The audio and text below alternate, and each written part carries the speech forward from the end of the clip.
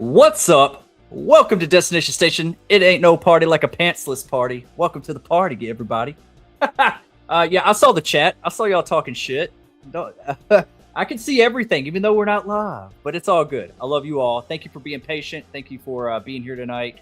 Long time coming, right? I mean, I've been wanting to do this stream like all week long, and finally we found the time for myself and my guests to get our schedules correct and be able to do this tonight. So thank you for everyone for being here.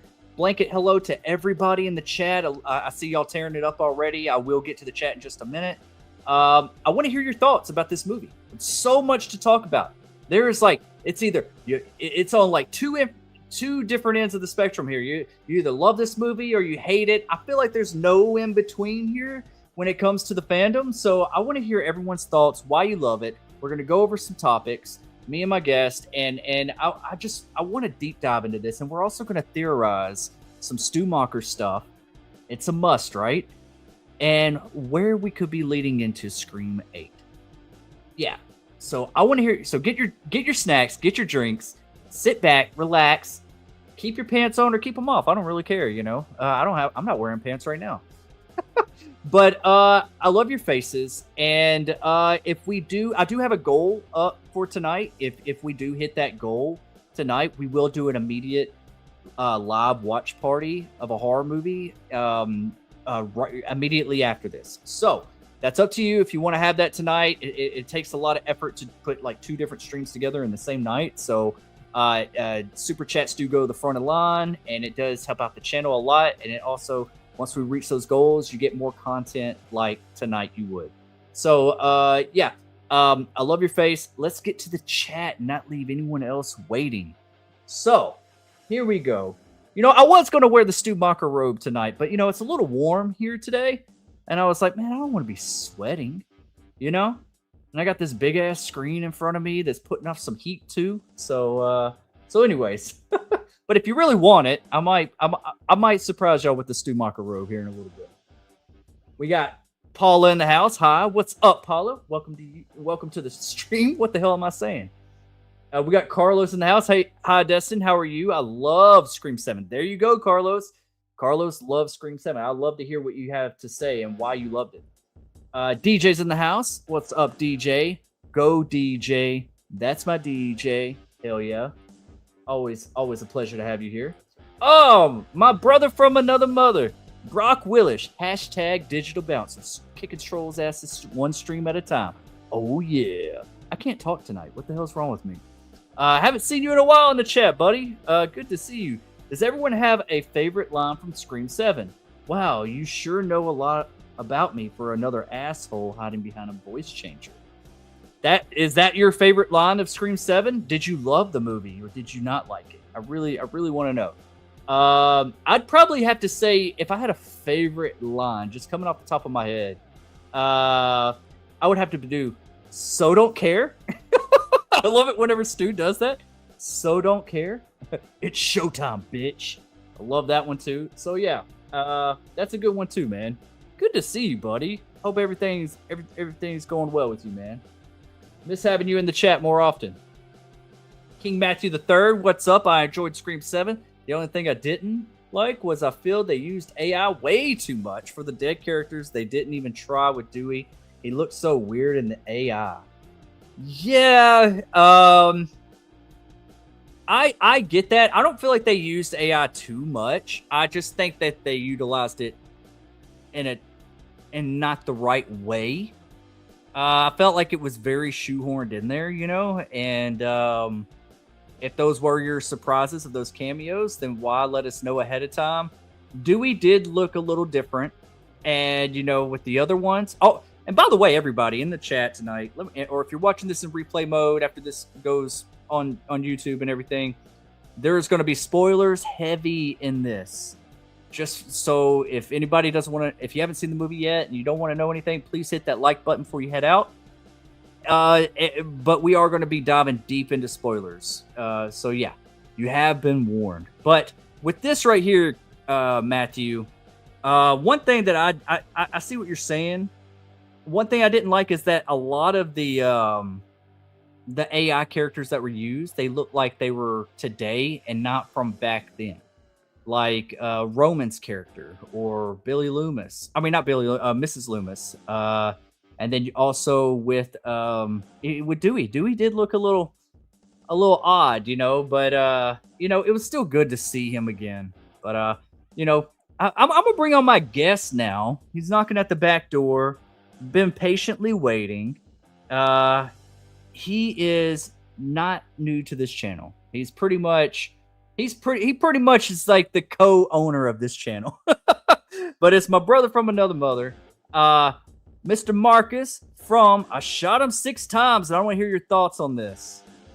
What's up, buddy? What's going on, Destin? What's going on, everyone in the chat? Happy to be here tonight and talk some Scream 7. Finally have some time to really buckle down and get down with these spoilers and stuff. I have some videos that I am going to be releasing tomorrow. Been working hard. You guys know how long it takes sometimes to get a video processed and stuff like that. So don't think I'm not at work. I am. It's just I want to make sure everything's properly placed into the video and everything sounds right and all that stuff. So got a lot to unpack here tonight, but there's definitely going to be more content coming out following Scream 7 and the aftermath and stuff. So just happy to be here tonight and finally get to actually hang out and talk about the aftermath of Scream 7 because we definitely have a lot to cover. That we do, man. That we do. What do you think about Matthew, what he says here about the AI? Do you think they used it too much? And what do you think about the look of Dewey and the other characters that was used?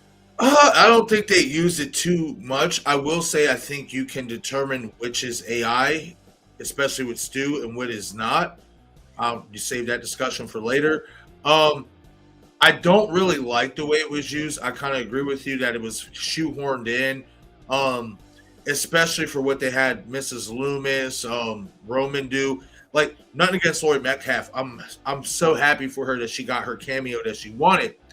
But I felt like it was misplaced. I feel like it would have been better if you would have had AI Tatum, considering, the whole dynamic with Sydney's daughter being that name and the whole narrative as to why she decided to name her Tatum. I think that would have made a lot more sense and would have been a lot more cool to see that. And as for Dewey, I did not like AI version of Dewey at all. I feel like they got it wrong, not just in terms of look, but what he said. He says, "I die for you, Sydney." Doesn't that mean anything? Well, that's kind of not true. He died for Samantha Carpenter. So just the AI stuff was it left a lot to be desired. I'll just leave it at that. Agreed, man. Good question, though. So yeah, we kind of meet you halfway there, Matthew. Yeah, man. Let's see here. If I skip over some of y'all, I'm going to try to catch up on the chat. King Matthew also says, Destin better watch out in the thumbnail. Ghostface fitting to get him. Hell yeah. I'm glad you like the thumbnails, man. I try to put a little bit of razzle dazzle in there for everyone. So, how many times have you seen this, Marcus?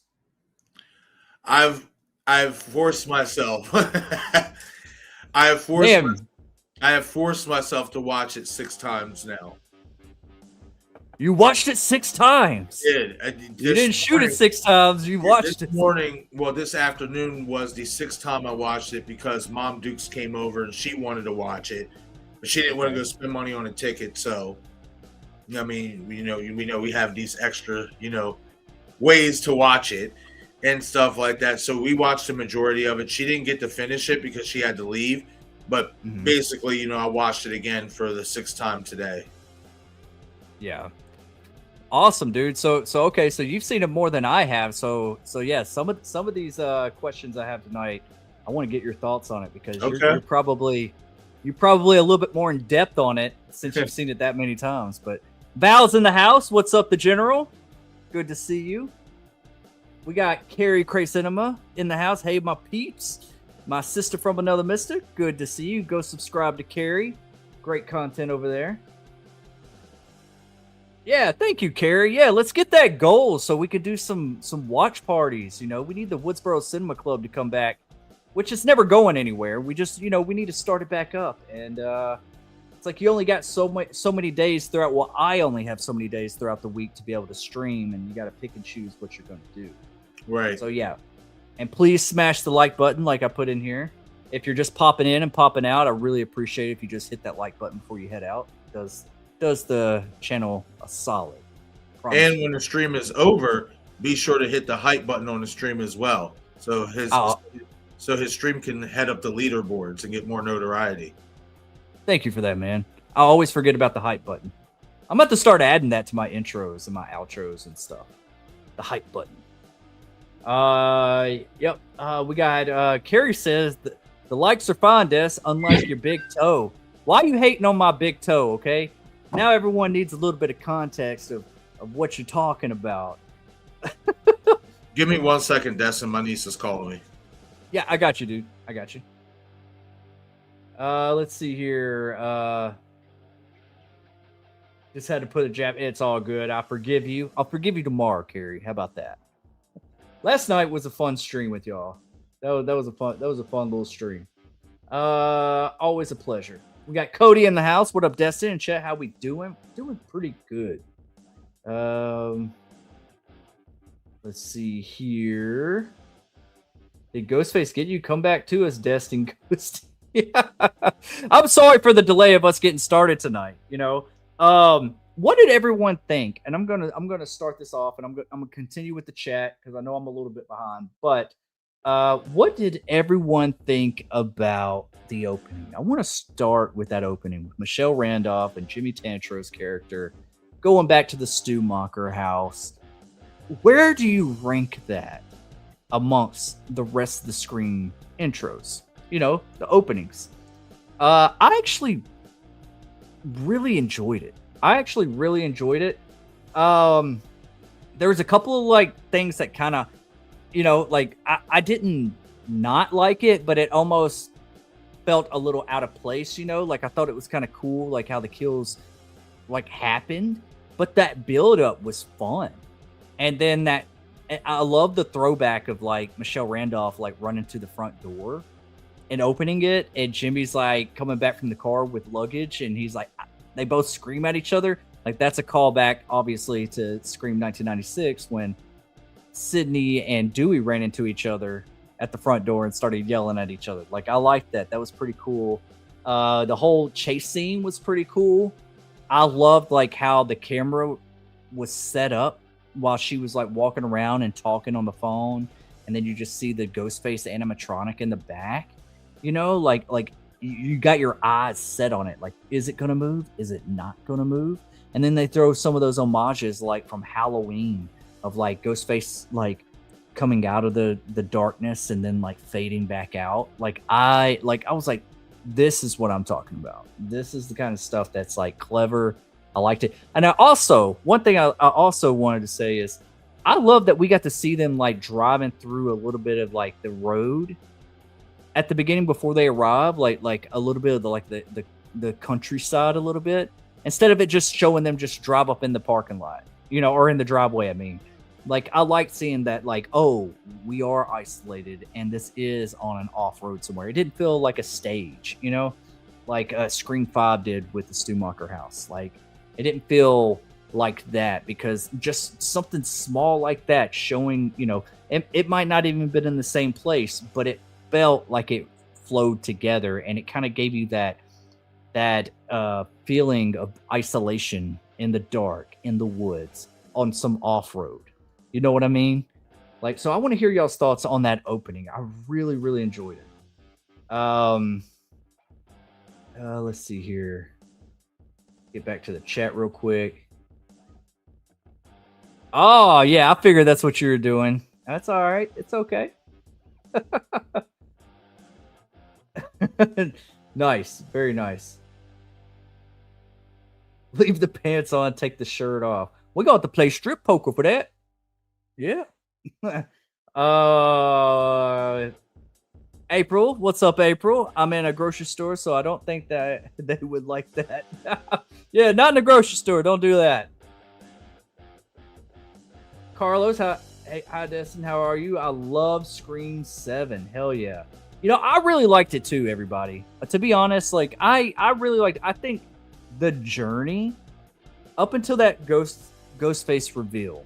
Well, even like the midway Ghostface reveal, you know what I mean? Like there was like a little bit of a tone shift, you know, with Gail's entrance whenever she runs over Ghostface halfway through the movie.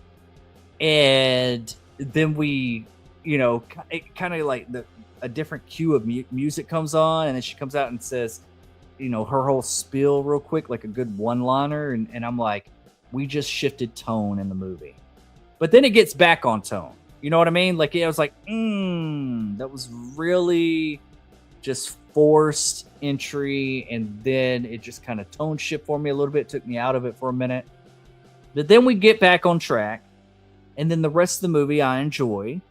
And then it's like, when we get to the ending with the killers and everything, I just have a lot of problems with it. It's not I don't feel like it's like as bad as a lot of people say. I just think that the height level of Stu Macher was so up here, and it was like we thought we were getting this, and so we're let down. I think that honestly, a lot of people were like, oh, well, Jessica this and Marco that, whatever. I think anybody that was revealed other than Stu Macher would have been a letdown, even if it wasn't these two characters. Because everybody's expectations was Stu Macher up here. And we were disappointed. We were really disappointed. And it felt like, oh, are they spitting in the fans' face by saying, like, are you dumb? Stu Macher's dead. You know? Like, honestly, we're going to get into some theories about Stu Macher and Scream 8 and where that can go and everything. But from my, 90% of the movie I enjoyed. It's just that 10%, maybe 85%, a little bit in the middle, and then that ending just didn't do it for me, and a little bit of the CGI blood, which I can forgive it. I'm not going to hate on it too much for that. It's just they were trying to do some more sadistic kills, and I guess, with the restraint of time they had to make this movie come together, because they were already postponed by having to rewrite the entire movie and do it all over again. I'm pretty sure that they just kind of settled for just CGI. I was like, okay. So, it's not easy making a movie. But you got like John Campia's ass out there. I should bring his video up about his whole rant. Does anybody know John Campia and his whole rant about what he said about Scream 7 being one of the worst movies in film history? Like he's put it up there with like Battlefield Earth, with that's supposed to be one of the bad movies, and like Halle Berry's Catwoman and stuff like that. Like he's put it up there like as one of the worst movies ever made. And it have you seen that, Marcus? What? You know who John Campia is? Say it again. John Campia. He's like a movie. Yeah, he's a movie critic. He's got his own YouTube channel. He's got a pretty big following, but he used to be with Collider. Oh, no, I don't know. Okay, well, he broke away and did his own stuff. I might bring his video up and we touch base on some of the shit that he says. About what? Scream 7? Yeah, talking about it's the worst movie he's ever seen in his life, all kinds of shit. I mean, he's not a big horror movie guy. He's not a slasher guy, really. Yeah. He's more of a Marvel or Star Wars guy. I have a whole video coming out about his rant specifically. But this guy is so damn sassy. I feel like he can't get it up unless it's Marvel or Star Wars. And I think Scream 7 is the worst in the franchise. It is pretty low rating for me. But to say it's the worst movie of all time, I mean, bro, have you not watched the Blair Witch Project? That's what I would say to that. I know a lot of people love the Blair Witch. I personally think that is, you can put it up there as one of the worst movies ever made, in my opinion. But you have to have the right mindset for Blair Witch Project. I could see that. And I see it being more of a social experiment, like a cinema experiment, and it working. And I just want to see it done differently, which they have done better versions of the Blair Witch, in my opinion. Yes. But I can understand the appreciation of it being like the real thing and then marketing it as real. Well, that's why I guess it didn't hit so well with me, is because once I figured out it was fake, it was like, fuck you guys. Yeah, the magic is gone. The magic's gone if you know it's fake.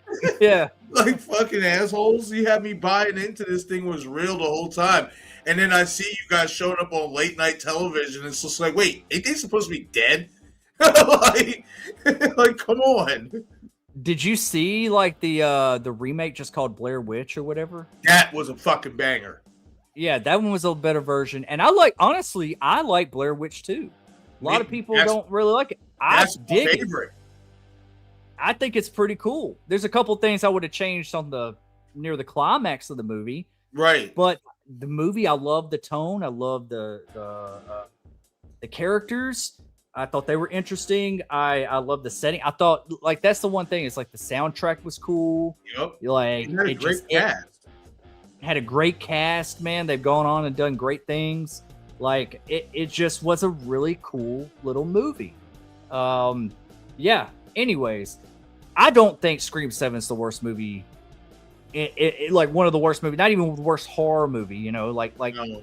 This guy went on some shit, and I might share my screen and show some. If y'all want me to do that, I kind of want to show y'all some shit that he's just like said about this movie, and get y'all's thoughts on it. But I'll do that in just a minute. But let me see here. I just saw.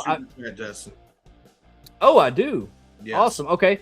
I did have I was about to get to Carrie's question, but we are going to go to the super chat first.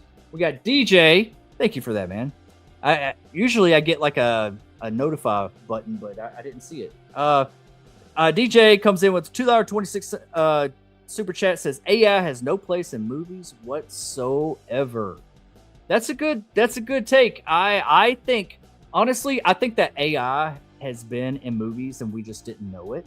Mm-hmm. I think AI was just utilized in different ways, whether it's with CGI, enhancing an image. Mm-hmm. Think about this, like the new PlayStation Pro. They're using AI to enhance image quality to where it just makes it look better. It makes a better image quality. I think that's kind of it's kind of the similar thing that they might not call it AI, but I think they've used this technology for the longest. With like I get what you're saying, like AI has no place in the movies whatsoever, but I think it's a cool angle for Ghostface to use against his victims. I just don't think he used it in the right way. I thought there was better ways they could have used it. And I also don't think AI needs to be used in the way of like replacing actors in a movie or something like that. Mm-hmm. It does not need to do that, or writers or graphic designers or anything like that, or voice actors. I feel like that's who's going to get hit first, is voice actors with AI. So yeah, I definitely get that. What do you think, Marcus? How do you feel about AI has no place in movies? Well, I agree that AI has always been in movies in some shape, way, or form, even if we don't see it in the way it's being utilized now. I agree that I like it as a tool for Ghostface to use if they're using it properly. And I felt like they just didn't use it properly enough in this movie. I'll say this. I think they used it properly if you know what's AI and what's actually real.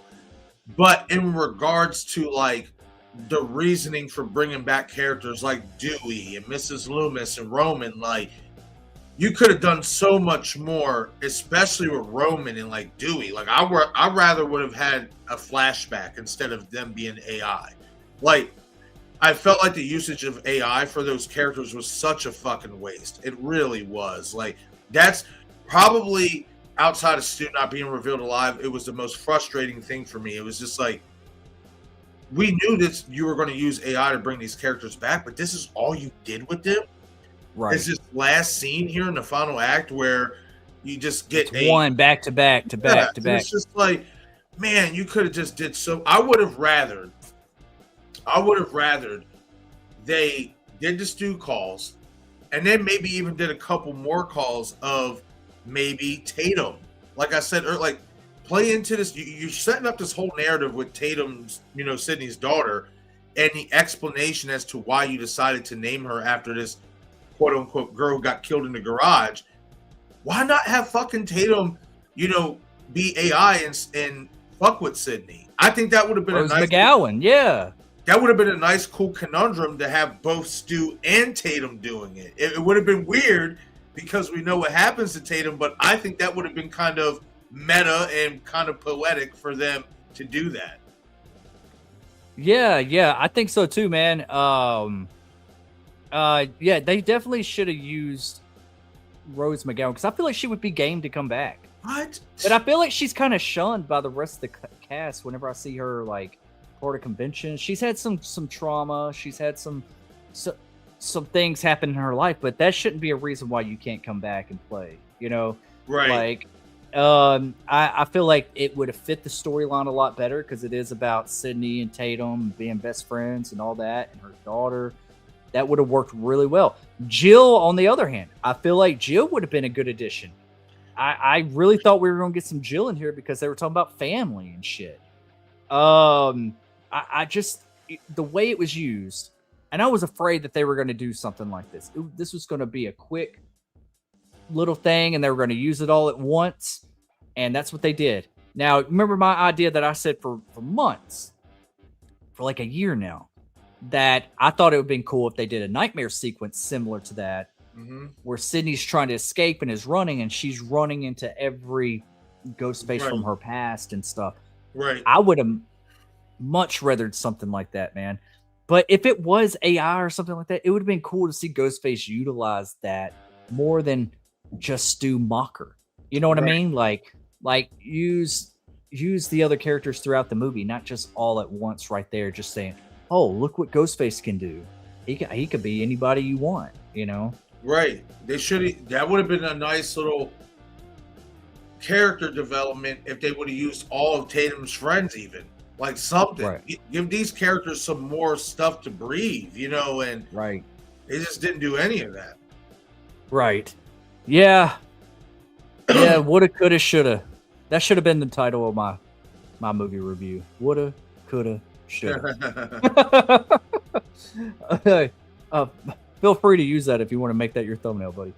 All right. Woulda, coulda, shoulda. Yeah, thank you, DJ, for that. And AI doesn't have really much place in it unless they're using it for CGI, for like some movies. I do like the idea. Okay, one thing I want to say about cinema and AI, and then I'm going to shut up about this. I do like the idea of what they're doing with AI to enhance older movies, and they're putting them on these big theater screens like the Sphere in Las Vegas. We have one here in Dallas called the Cosm, which is like it's not as big as the Sphere, but it's the same concept where it's like you're like in this dome theater screen, and they have like special effects and they got all this enhancement stuff for the movie. Like they did Wizard of Oz, they did The Matrix, now they're doing Willy Wonka, and they're doing all this really cool stuff and themed stuff, and I'm like, I like that. They're using AI to do all that kind of stuff. I'm okay with that for like a theater experience. But I just don't want it to be within the movie itself as like the main focus. Like you want to do that to use it to enhance your theater experience. That's cool. Like even like, I don't know if you've seen some of those videos of like the Wizard of Oz and the Sphere, dude. They even had like when the tornado happens, they have like debris in the theater that comes up. It looks like a more enhanced version, like around the top of you and on the side, and then they got the flying monkeys in the audience, and then they got all kinds of stuff, dude. It's pretty cool. Bro, you know me being a wrestling geek and shit like that. I was watching an episode of I was watching one of the premium live events, pay-per-views. It's just a new way they say it now, or whatever and stuff. But I was watching one of the big events, and they were showing that the same thing you're talking about, the Cosm in Dallas or whatever, because they were in Dallas for that pay-per-view. Yeah. So they were like, oh, yeah, if you couldn't be here in the audience tonight, you can head over to the Cosm, where it's basically AI, but it looks like you're right there. And, bro, I saw that. I was just like, well, fuck spending $2,000-$3,000 for the ticket. I'll just do this. Like, you're fucking watching motherfuckers elbow drop motherfuckers, and it's like they're right there in front of you.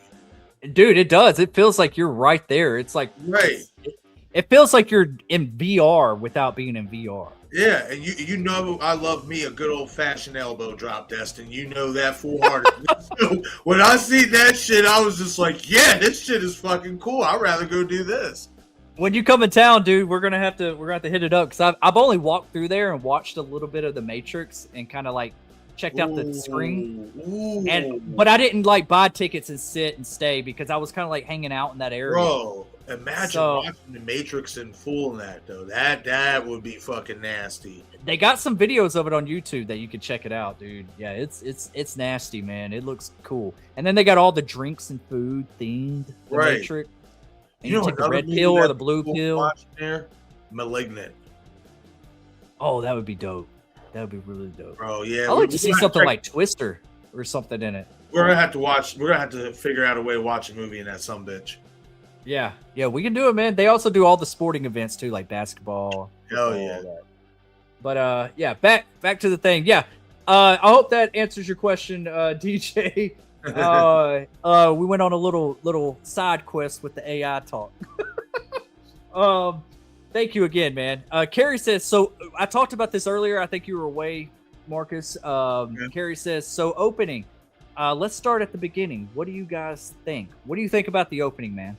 I really enjoyed the opening. I thought the opening was a lot of fun. I thought it was well executed, in my opinion. I thought the building of the suspense was really well done. I will say that I think when we see Madison approach the animatronic Ghostface, or when she turns the light on at first, I don't think that was the animatronic Ghostface. I think that was the actual Ghostface. And then obviously when she runs to go get Scott, I think that's when Ghostface switches for the animatronic one. And the reason why I say that is because when she turns on the light and Ghostface does that, it doesn't talk. Like the animatronic one, as soon as Scott got close enough, it started talking. So I don't think initially when Madison first saw that Ghostface standing there, I don't think it was the animatronic one. I think it was the real Ghostface. But altogether, great opening scene. I absolutely loved it. I loved the Halloween homages, obviously, with the, when she's calling for Scott and the hallway is dark and then you just see Scott poke the mask out and it's just all white, kind of like Michael Myers creeping up behind Laurie Strode. I absolutely loved that. Another Halloween reference that I absolutely loved is Scott's kill. I don't think a lot of people realize that was a callback to Halloween 2 with the needle through the head scene. And obviously the difference is using the buck knife. But if you watch how Ghostface slowly puts the knife into the head, that is very identical to Halloween 2 and the needle to the head scene. So yeah, you guys know I love my Halloween references. I love the phone call from the trivia Ghostface or whoever was doing that call. I love when he says, I guess I don't get to stab you guys tonight. That shit had me crying. It was like, that was funny. And I thought Jimmy Tatro was a great character. I wish we would have got more of his character. I thought Scott was cool. I love when they're doing a trivia and he gets the Jason part wrong. He's like, bullshit. The math is right. She's like, nah, it's a trick question. Jason didn't drown, and shit. Like, my boy was literally confident that he got the age right when he was wrong. I was like, bullshit. That the math is right. Yeah.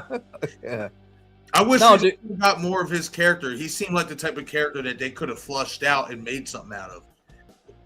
Real quick, maybe let's say if he wasn't like the opening kill, he could have been our new Randy because he knew so much about the stab movies and all that stuff. Oh, that would have been cool. He could have been the one to give the rules in this movie. That would have been cool. Yeah, he seems like he would have fit in the Scream universe a little bit better than just an opening kill. I agree. He was a good addition. And I love the whole homage of like her running to the door. Yeah, opening he's like Dewey and shit. Like Dewey and Scream. I was like, that's cool. That's cool. Yeah, I honestly, I really like the opening, man. I said it earlier too when we were talking about it.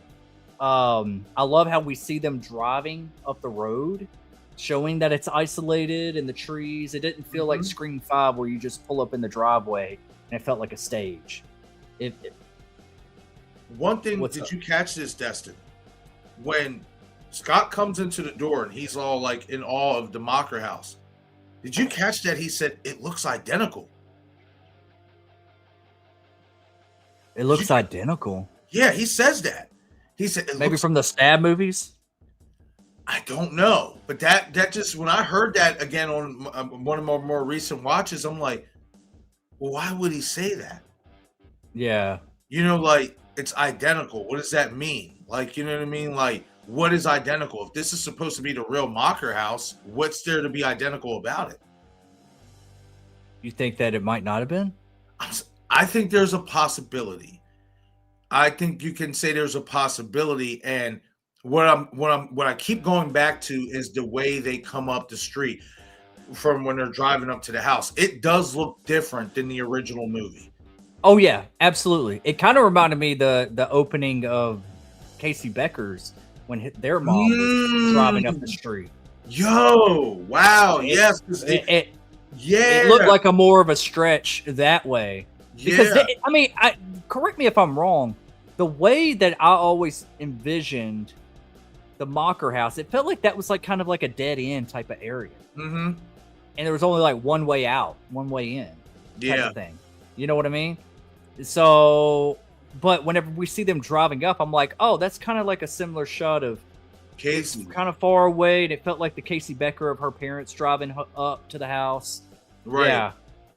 It could have been a different area, man. I don't know. But yeah, I like the opening a lot. I really enjoyed it. I think that was one of the better openings of the franchise, and I have no complaints with it. It starts off good. Right. And I will say this, and I won't give away the spoiler as to what it is. That will be in my video. But I will say this. That was Stu Macher who killed Scott Madison in that opening scene. If you guys don't believe me, if you have a site to where you can watch the movie, go back and rewatch that entire opening scene and pay very, very close attention. And you will understand why I feel the way I feel if you don't catch it before I release my video. If you rather just wait for me to release my video, that's fine as well. But that was Stu Macher who killed those two in the opening scene. Yeah. I think so too, man. I've seen it twice, and I think that that was Stu Macher at the beginning, and also I think that Stu Macher was the one that was the first two calls to Sydney.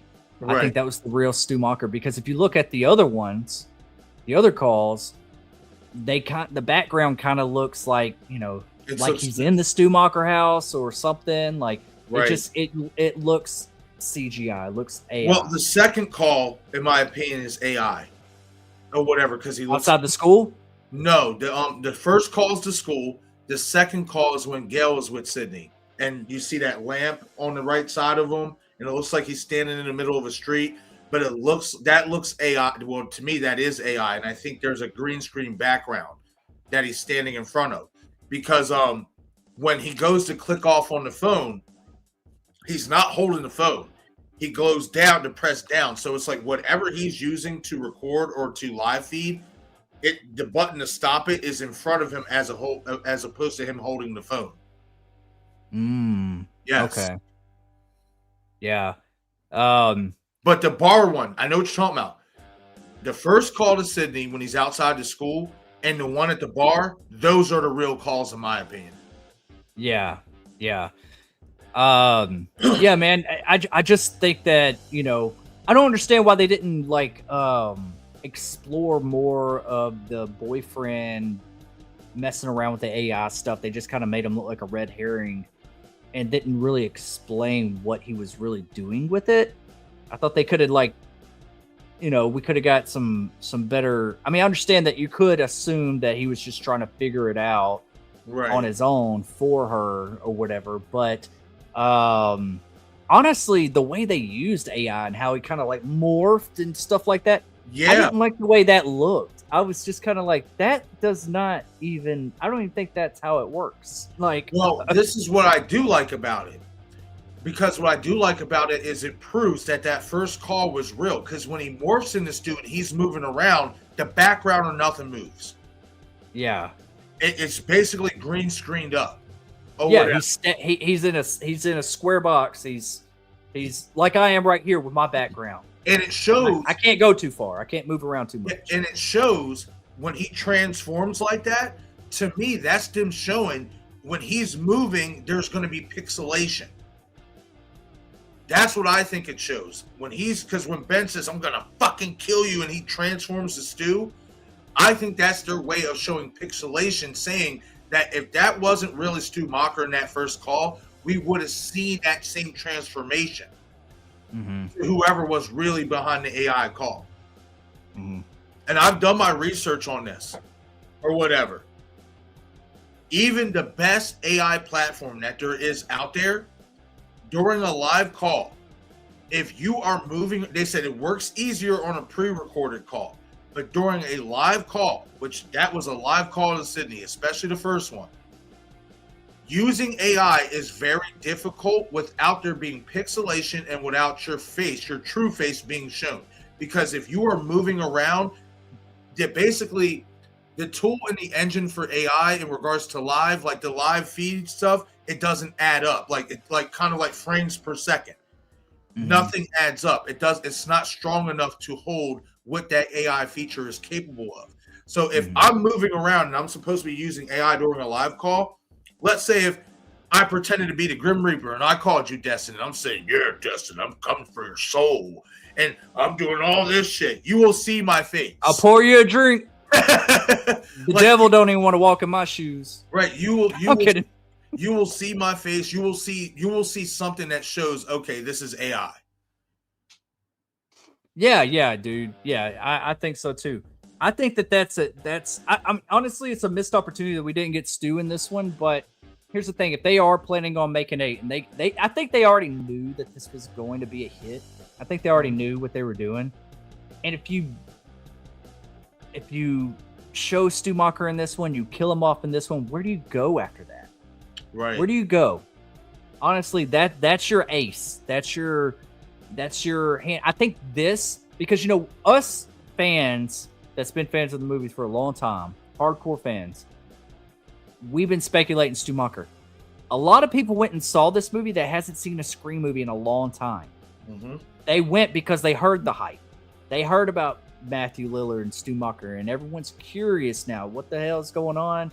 I guess we'll go see it this weekend. So you got regular moviegoers that barely even knew, because I talked to a lot of people after that showing, and there was just like, I haven't watched Scream in years, and I knew Matthew Lillard was coming back, and and I started, they're not in the know about a lot of this stuff.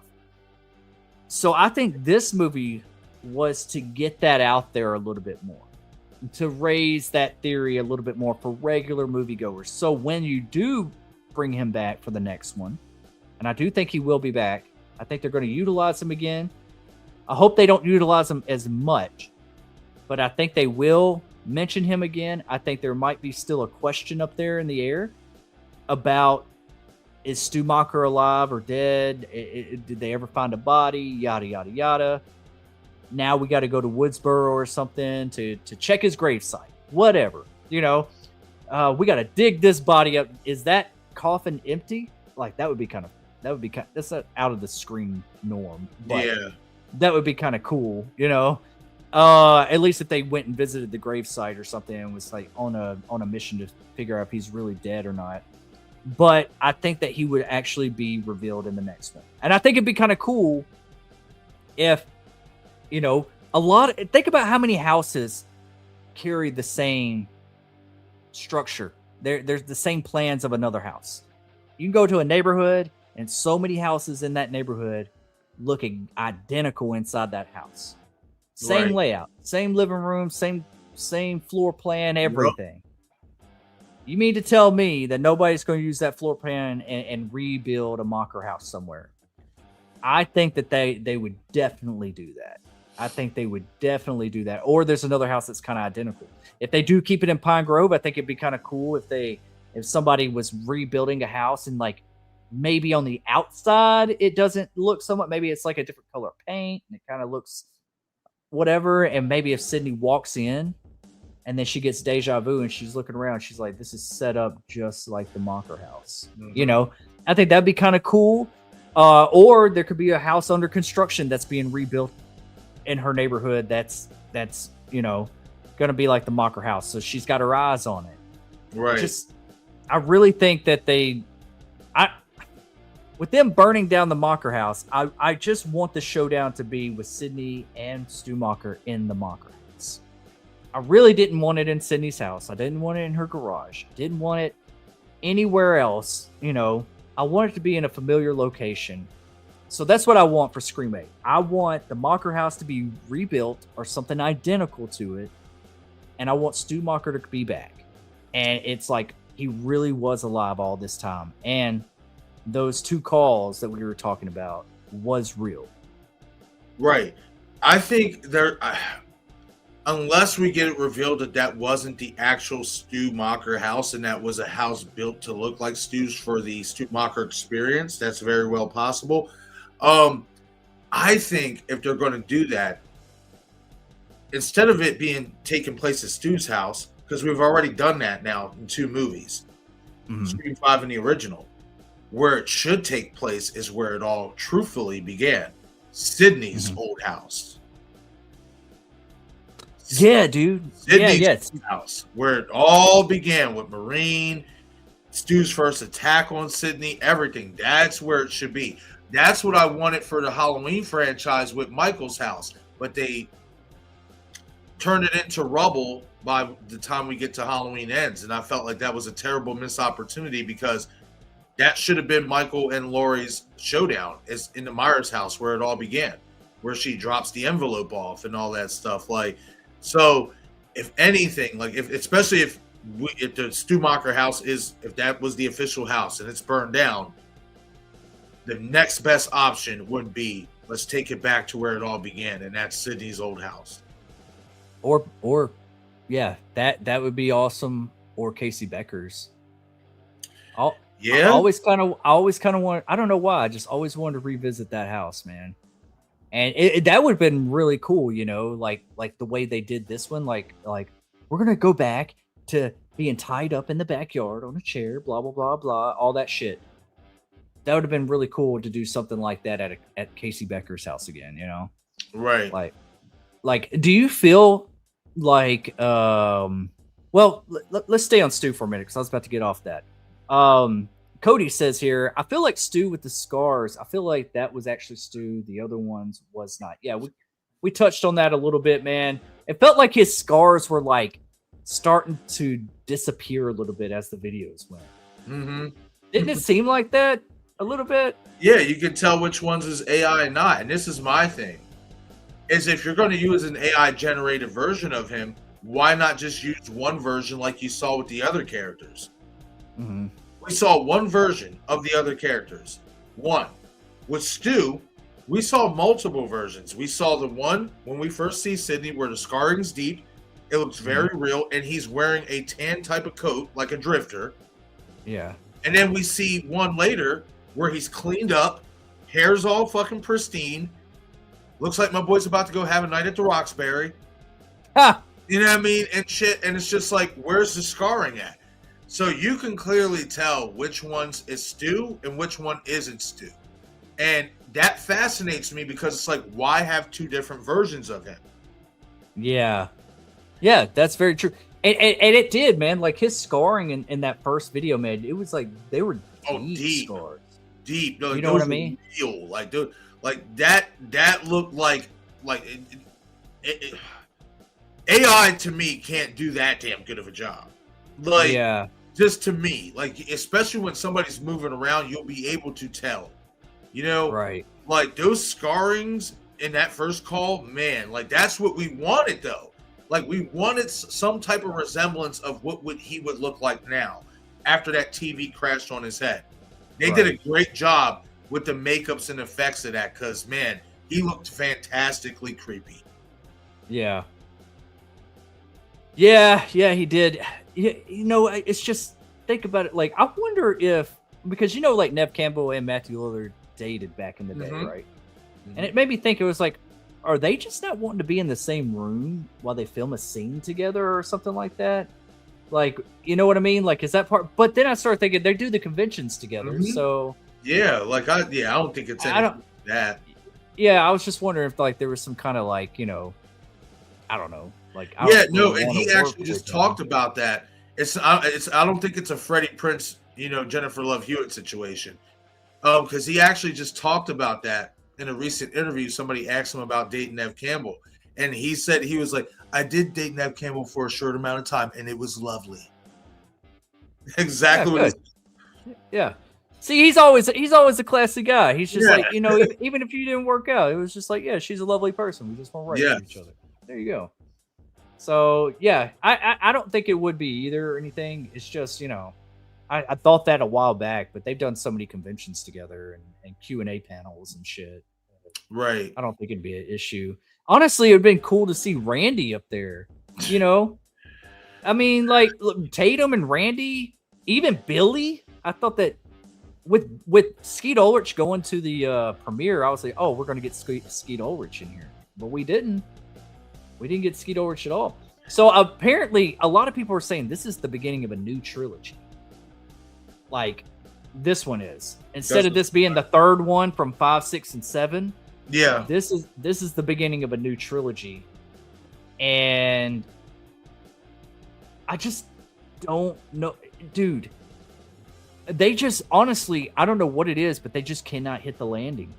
They cannot hit the landing. I used to think that like Scream 3's reveal of Roman was not that great, and it was like a lackluster to me. But I'm starting to think, I'm like, man, from looking back now, from everything we've got, it was actually better.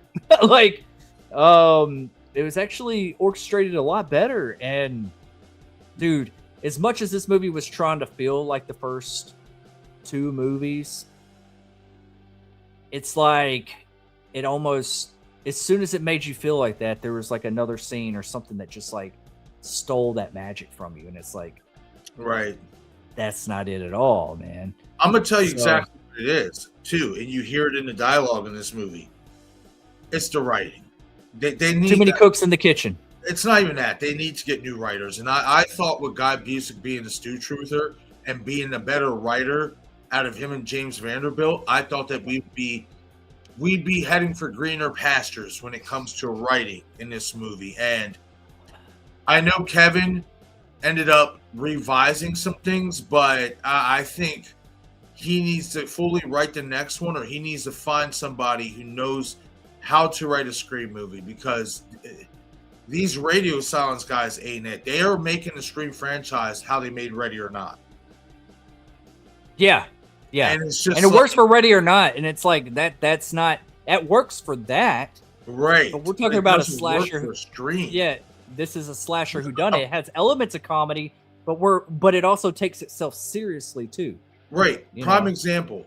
And when I say about dialogue, when Sydney's about to go to Fallbrook, and Tatum gets upset with her, you know, because of the whole wanting to be a fighter, and Sydney's not like trying to let her get involved.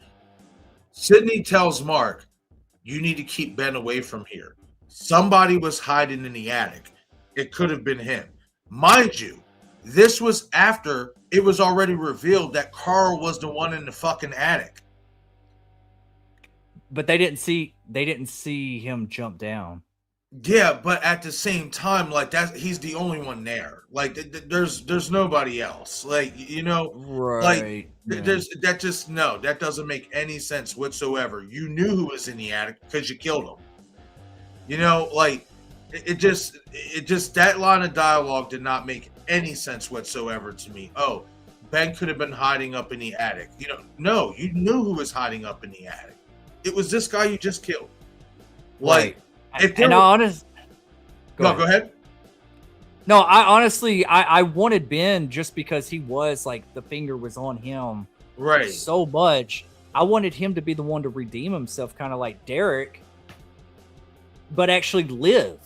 And you could have, he could go on for the next movie, like it's like this one, like all the new cast died. Except for Joel McHale, which was supposed to be Mark Kincaid, but it's Mark Evans. So everyone died. We got no surprise deaths that was going to break our heart. We didn't get in 6. We didn't get in this one. That kind of pisses me off a little bit. I'm like, damn, we didn't get no Dewey moment, from Scream 5, right. Even though it hurts. But I feel like the Scream movie really needs it, like now. That's why I feel like when they do 8, they gotta take it a little bit more darker, dude. Like it's Well, they had it. They had the right idea with the second half of Jessica's motive in regards to restarting the cycle, killing Sydney and having Tatum be the new Sydney.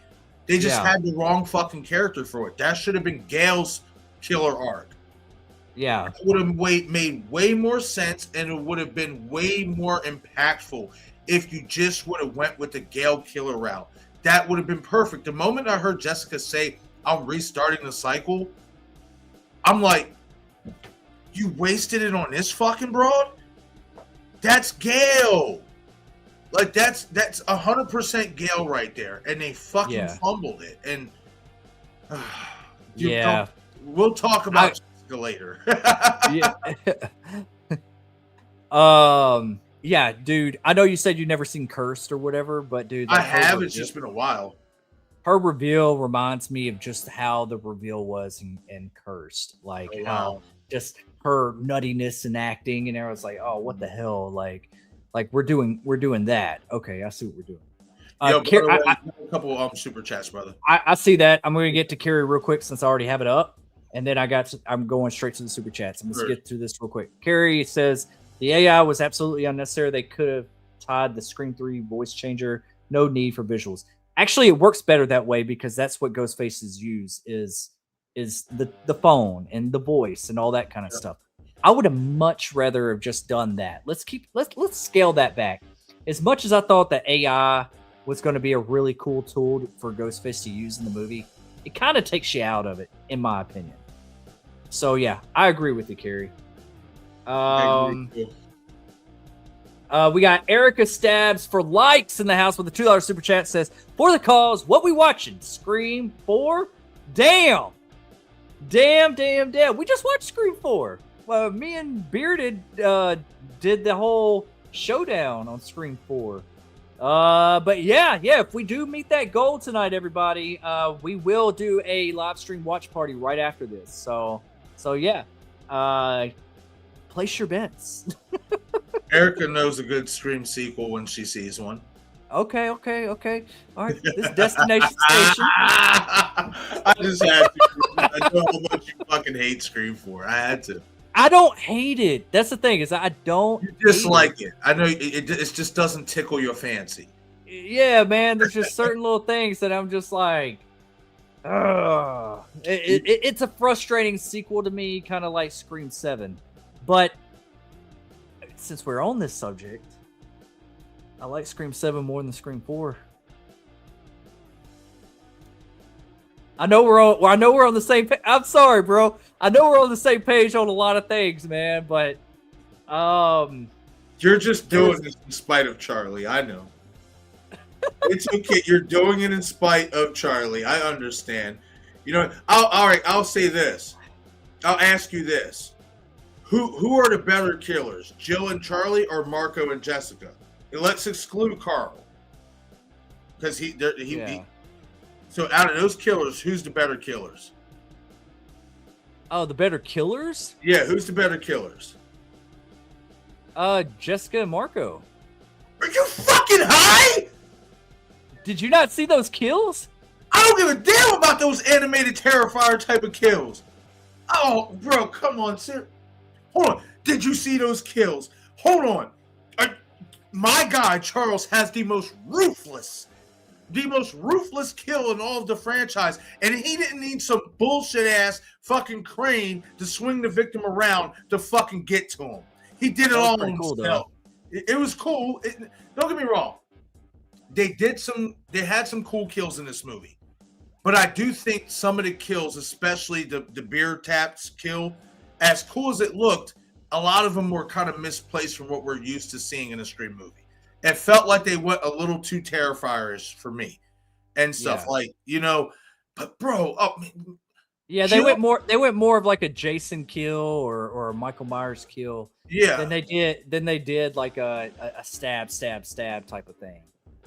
Jill and Charlie would fucking wipe the streets of Woodsboro and Pine Grove combined with those two fucking losers. All right, take the costume off. Size them up. Who's gonna win? Charlie and Jill are whooping ass all day long. I promise you. Charlie gonna fall in love with Jessica just like he did Jill and Kirby. No, there's no reason to. And then you're gonna get stabbed in the heart another time. No. There's no reason to do all that because Jill would actually not betray him this time. So they'll be lockstep and key. Like, look, bro. I'll put it this way, man. Like, these killers in this movie. One, Jessica is just too over the top. She's too cringy. I think Jill would whoop the shit out of her. Look what Jill did to herself. Like her way of, yes, her zaniness and everything. It felt like she was in a different movie. It felt like it was like, okay, you're not in the same movie, but I think that's on the director. I think that's Kevin Williamson telling her to act. And then Marco, excuse me, I'm talking. Don't interrupt me. Yeah, I know, dude. I know. It's so the tone's not there. I'll put it this way: a lot of people may not like Charlie and Jill. A lot of people may not like them because of their size and the believability and stuff like that.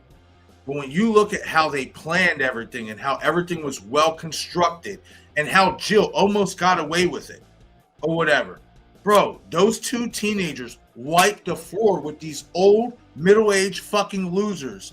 I promise you. I promise you. I tell you one thing.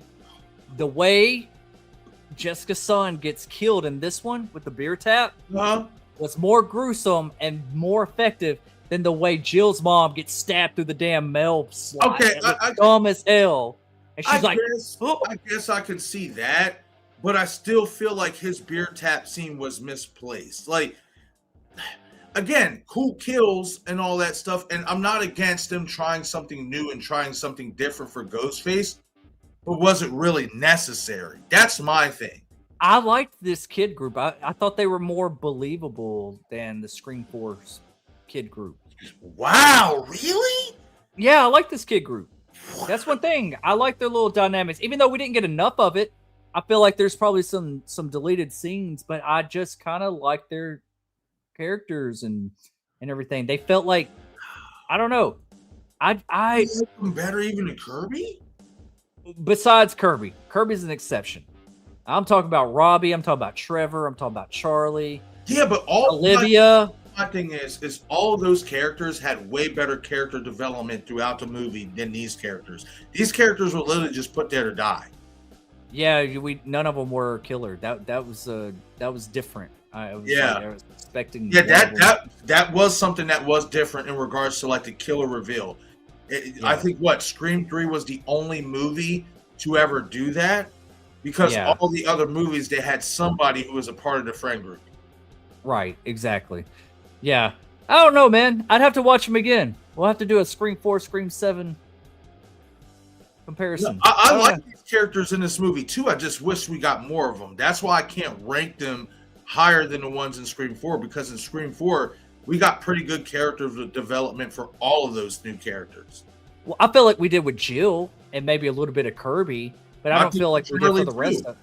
I do too with Charlie. I mean, we know him to be obviously the film geek, the owner of the the Woodsboro Cinema Club, but also we find out as a killer, he was the one who came up with the idea to film the murders and make the movie in real time. That's great character development. With Robbie, I mean, if you want to say it's backhanded, go ahead. But we see this kid, he's a podcaster, kind of like bring it into New Age now, what we do. And then subsequently, he turns out that, he's gay. That was dumb. The way he says, when he even announces that to Ghostface, like he's like, if it helps, you've already been stabbed like a few times, and you're just like, if it helps, like it. Yeah, that's but what I'm saying. In terms there of were so many things like that took me out of the movie. Yes, I get that part, but in terms of like giving it a payoff as to like why he's dying and why he's probably being killed off, adding that line in there kind of makes a little bit of sense compared to just they're killing Lucas. Jessica kills Lucas because he's too much like his father. Or why did they kill Celeste O'Connor's character? Why did they kill Ben's character? Like All these killings in Scream 7, to me, there was no character development lead-in that gave us a good payoff. I've been hearing like little theories and stuff like that, like Jessica's husband was actually the dad was really Stu Macher and stuff like that. Like, yeah, but yeah, I doubt it. She says she did, but yeah. Yeah, I can't. I mean, granted, Asa German does kind of favor a young Matthew Lillard, so I wouldn't put it past it if they wanted to go do that, but I think that's too much of a stretch, like. Yeah. I don't know, man. It's a very conflicting movie. I don't think Scream 7 is the worst of the franchise. I really don't. I think it's got disappointing elements to it when it comes to the ending, but my journey, I kind of enjoyed. I kind of really enjoyed the journey before we got there. It just didn't hit the landing. Ladies and gentlemen, this might be the first stream that you witnessed where me and Destin really do not agree on a lot of the stuff that we're talking about in this movie. I think this is going to be a monumental moment in our podcasting history. Let's fucking go. That's interesting that you say, hey, different strokes for different folks. To me, this is the worst Scream movie I've ever watched. And I'm not just talking about with the killer reveals. I'm talking about with the dialogue, with the way Sydney is presented, like just everything. Like this, I like the way Gail shows up, but I don't like the way Gail shows up. That's one thing I don't like. It's when she shoehorned in. Yeah, it is. It's very shoehorned in. It was very forced, and I know that's like their idea. Like right. They wanted that. A lot of people liked her intro. I didn't. I was like, well, that was convenient as fuck. Right. And a lot of people say that Carl looks different when they take the mask. I have to go back and rewatch it again. They say Carl looks different from the person they take the mask off than he does in the coffee shop earlier in the movie. Now I got to go back and rewatch that. He does look a little I want to say cleaner, but maybe it was because he was sweating and his hair is a little bit damper because of having a costume and a mask on. Yeah.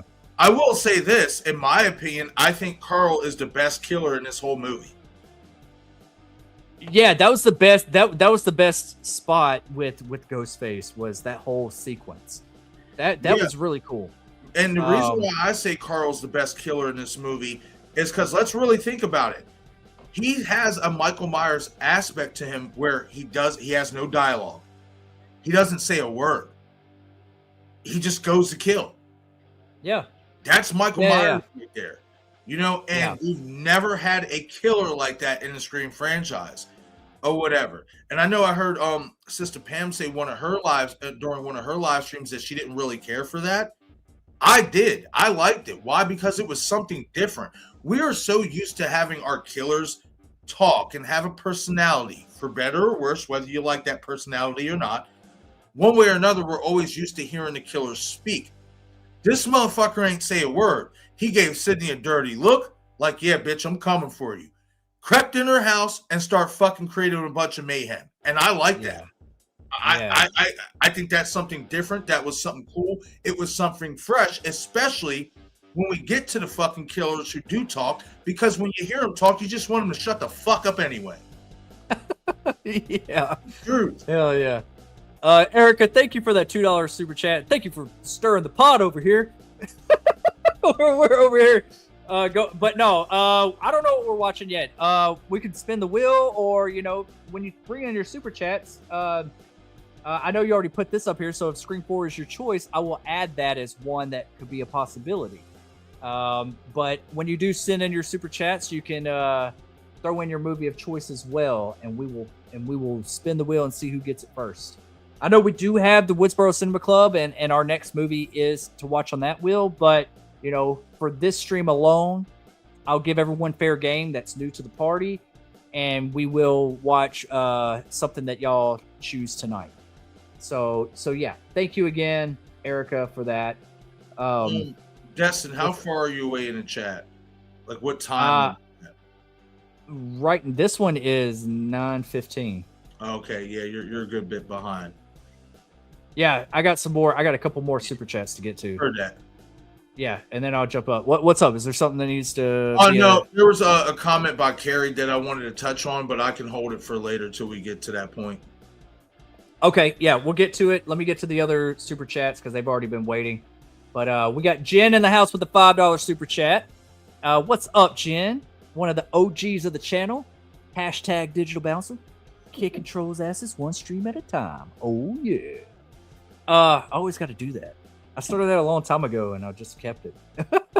But Jen, what's up? She says, hi everyone. What are we watching if we meet the goal? I just finished Scream 1 and 2. Kincaid will return eventually as the mastermind. Ooh. Yeah, I thought that too. I was like, I still think there's room for him to return. And what if there's a Mark versus Mark showdown fighting for Sydney? You know? And you know, like I think that would be kind of cool. Like what if they throw like a love triangle thing in there, you know, and Sydney's conflicted and all that kind of stuff. I don't know. But I like Joe McHale though. I like Mark Evans. I did not think I was gonna like him as much as I did. I love that character. Like, yeah, I thought he was cool. I did want to see more of his like deputies and everything, like his, like patrolling and maybe be the ones that like they should have heard a scream from inside or something while they were outside waiting and come in and try to help Mark. That could have been a little bit more extra body count to the movie, you know? Yeah. Like that's what I wanted. Like anyways, getting to your super chat. Kincaid could be the mastermind still coming up. I still think that's a big possibility. Like I said earlier, if you want, I'll be on the lookout for you, Jen. But if you're throwing in Scream 3 as you're wanting to watch, you know, let me know. Or if there's something else you'd prefer us to watch, let me know. I'll be looking out for that chat though, even though you've already put in your $5 super chat. But yeah, we have been watching Scream for the past few weeks now, man. Like on the channel, we've been watching 5, 6, 4. We haven't done 1 and 2 and 3 in a while, so I don't know. We are going to do a Scream 7 watch party whenever it comes out for everybody. Thank you, Jen, for that $5 super chat. I really appreciate you. We got Jen with another $2 super chat. Says best Scream movie is Scream 3. Wow. You know, I appreciate Scream 3 a lot more than I used to. You know, like the more I think it was a little bit ahead of its time. I think that the humor works better in that movie than it does in 4 and in 7. I'll say that. It fits there because we're in Hollywood. Right. The characters are goofy. Like, you know what I mean? Like Parker Posey's a funny character. What's the other characers? There's just like Tom. What's his name? Tyson, he's funny. You got the bodyguard, he's funny. I want humor like that orchestrated into my movie. I don't want there to be goofy parts where Ghostface gets ran over and Gail gets out and says something goofy, you know, or you know, my killer's being really goofy. I felt like Roman took it seriously when he was revealed, you know?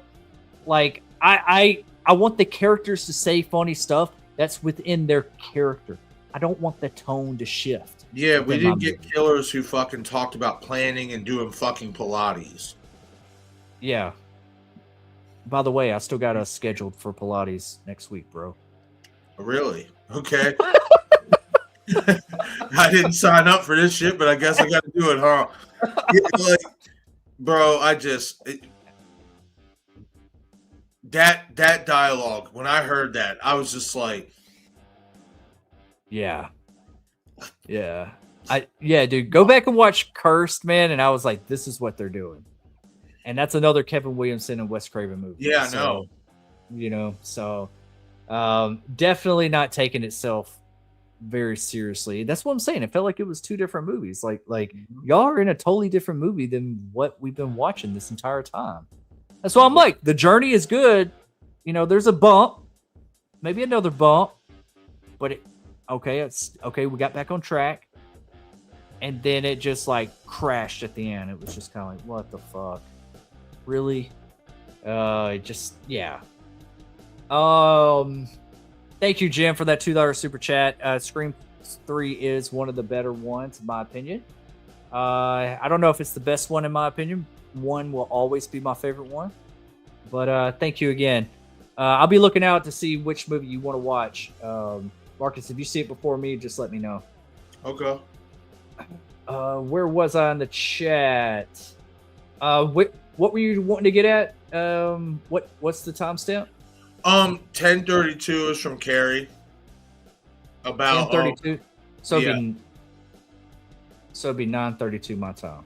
Yeah, 9:32 your time. Okay. I got it pulled up. It starts off saying Carl was clean.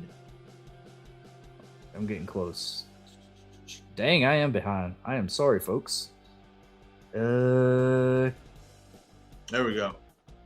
Carl was clean. How do you get smashed like a pancake but have no marks or blood? Bro, and did you see that at the beginning? When Madison punches Scott, this motherfucker is bleeding. So how do you go from this girl punching him in the face when he has a ghost face mask on, takes it off, his shit is leaking like a boxer done snuffed his shit. But then we see Sydney smash Carl in the face with the bat. He gets smashed with other objects, a fucking bird box. Yet nothing, no blood. I thought that was a little much with the bird box. Right. I thought that was just a little much with the bird box. Well, then the funny thing is, he gets hit with the bird box, rolls over, and then goes to get back up like nothing happens. Like, yeah. It's infuriating to me seeing this in this movie, where in the beginning you have somebody who's not really a ghost face, wear the mask, get punched in the face, and they're bleeding. But the actual ghost face killers, the ones who are doing the killing, they get punched in the face, they get hit in the face. Hell, like in Scream 6, Destin, they get cameras smacked in their face. Yet, no blood, no nothing. Like, come on. Except Kirby. Except her. But, yeah. But, she wasn't revealed. Yeah. Yeah, also, whenever he does get hit and he rolls down the hill out in the front yard into the street, I feel like he rolled a little bit too much. Don't you? Like, I was like, I felt like that some of those rolls were a little forced. Well, they definitely did just so he can gain momentum to land in the street. Yeah. They needed to stick that landing for Gale to hit him. I would have liked more like he got like Sydney's like shooting him in the street and then he gets ran over or something, And right. I just, we already heard about Gale running over one of the ghost faces outside of Sydney's house. I don't even know where that even started from. Leaks. Yeah, some of the leaks and stuff like that, but like the way they did it was just not as cool as I wanted it to be. Right. You know what I mean? Like it was just very, very, it felt like a totally different movie. It was like a tone shift right there. But it does get a little bit better. It does get a little bit better after that. So yeah, that's a good point. It's a real good point. Let me see if I didn't skip over anybody. Just kind of like backing up just a little bit. Not gonna go too far. Ghosty ain't gone. He's right here. That's probably when I took that phone call from my niece. Carrie says, hearing the voices of Roman, Dewey, and Mrs. Lewis would have been so hauntingly intense. Yeah, just their voices more than seeing it. Yeah, less is more sometimes. And I think in this case, that's the way it should have been. I agree. And I'll also say this. Mrs. Loomis, again, happy for Laurie Metcalf. Happy to see her. Happy she got her cameo. It was misplaced. If anything, you should have had her in 5 or 6 when her granddaughter was the main character. Yeah. Yeah, exactly. Exactly, dude. Or wouldn't it have been cool to see? I would have rather seen Neil Prescott. Something like that. Never reveal whether he's actually alive or dead. I hate him for it. Yeah.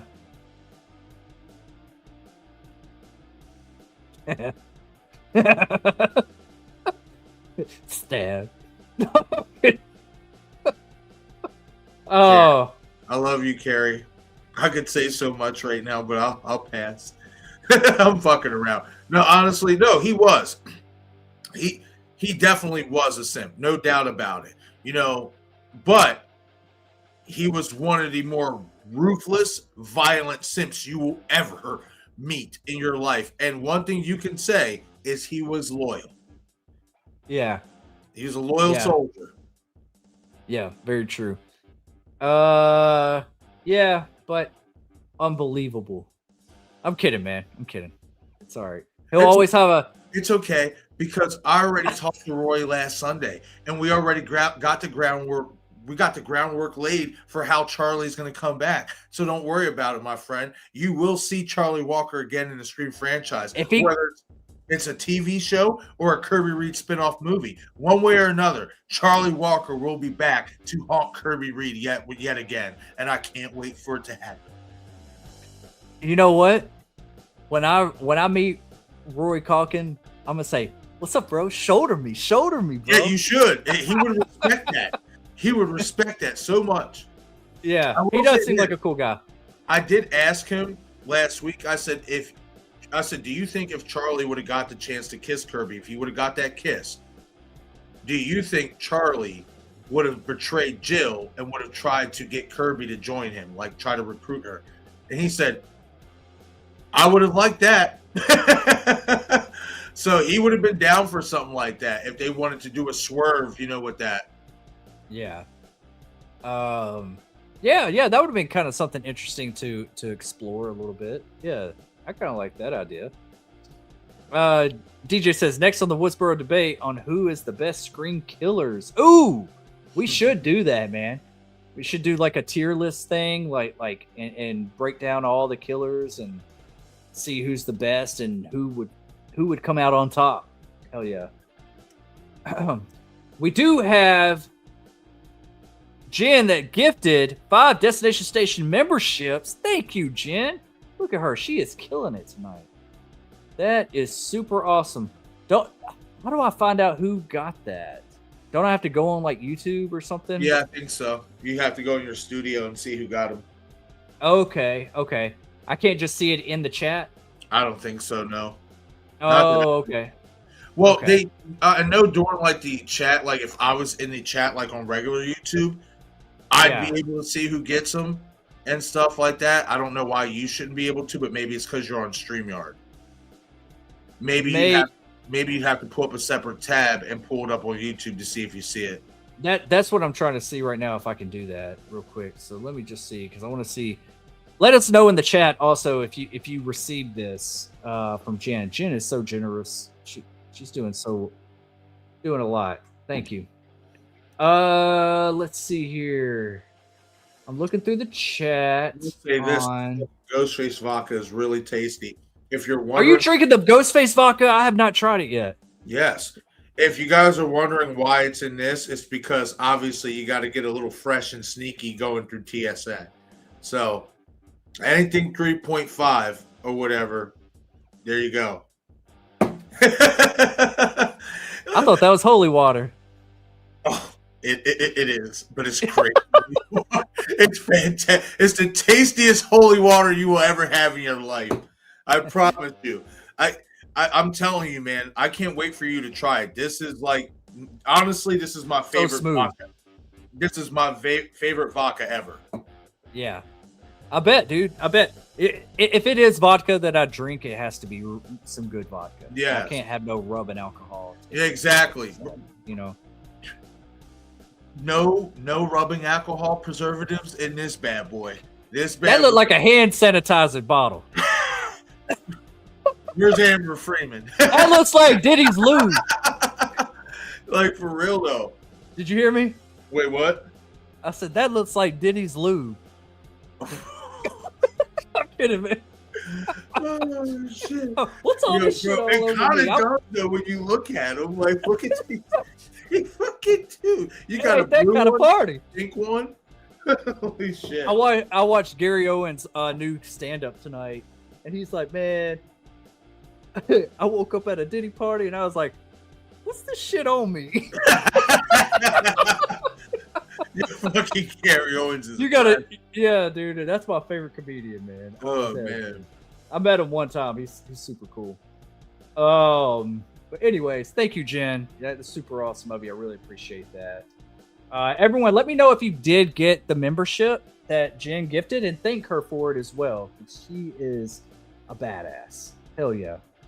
Jen also does a lot of stuff. She's in theater. She does a lot of like murder mystery shows, Broadway. and live shows. Yeah, and Broadway and stuff. So yeah, show her some love. She's always been great to myself and to this channel. We have 12 left of what? Hold on. Am I missing something here? If I did miss your chat, you could just like copy and paste it back into the comment section. I don't really want to go all the way up because this thing is kind of jumping around since I went down on the chat. That sounds fucking weird. I shouldn't have said it like that. Anyways, I scrolled down in the chat. Whoop, Ghosty is gone. Imagine that. Ghosty ghosting me. I've been thinking about putting the. What? Who is Charlie? Anyway, just let this disrespect slide, Marcus. Don't go to that place. No, the funny thing is, I've been thinking about doing like you know how I put together certain little like fucking like poster images or like wallpaper images that I create on ChatGPT or whatever. Yeah. I've been thinking about doing a Scarface inspired one, but just basically going with the ghosty premise. And the last part I came up with is he didn't just rule the world, he ghosted it or some shit like that. Oh well. I'm trying to get it all put together exactly how I want it to come out and what I want the dialogue in it to say. Yeah, that'd be kind of cool, man. Like I thought about making like personal posters like that too, kind of like a different take on like some of my favorite posters, you know, like from the past. Speaking of which, I gotta send you the one I created for us for the Texas Frightmare Media or whatever. Dude, it's gonna be such a good time in May. Everybody, get your tickets and come hang out with us. We got media passes. We're gonna do a lot of like early events. There's after parties. It's gonna be so much fun here in Dallas. Just get your tickets, come out, hang out with us, party with us, chill. And it's gonna be a good time, right, Marcus? Absolutely.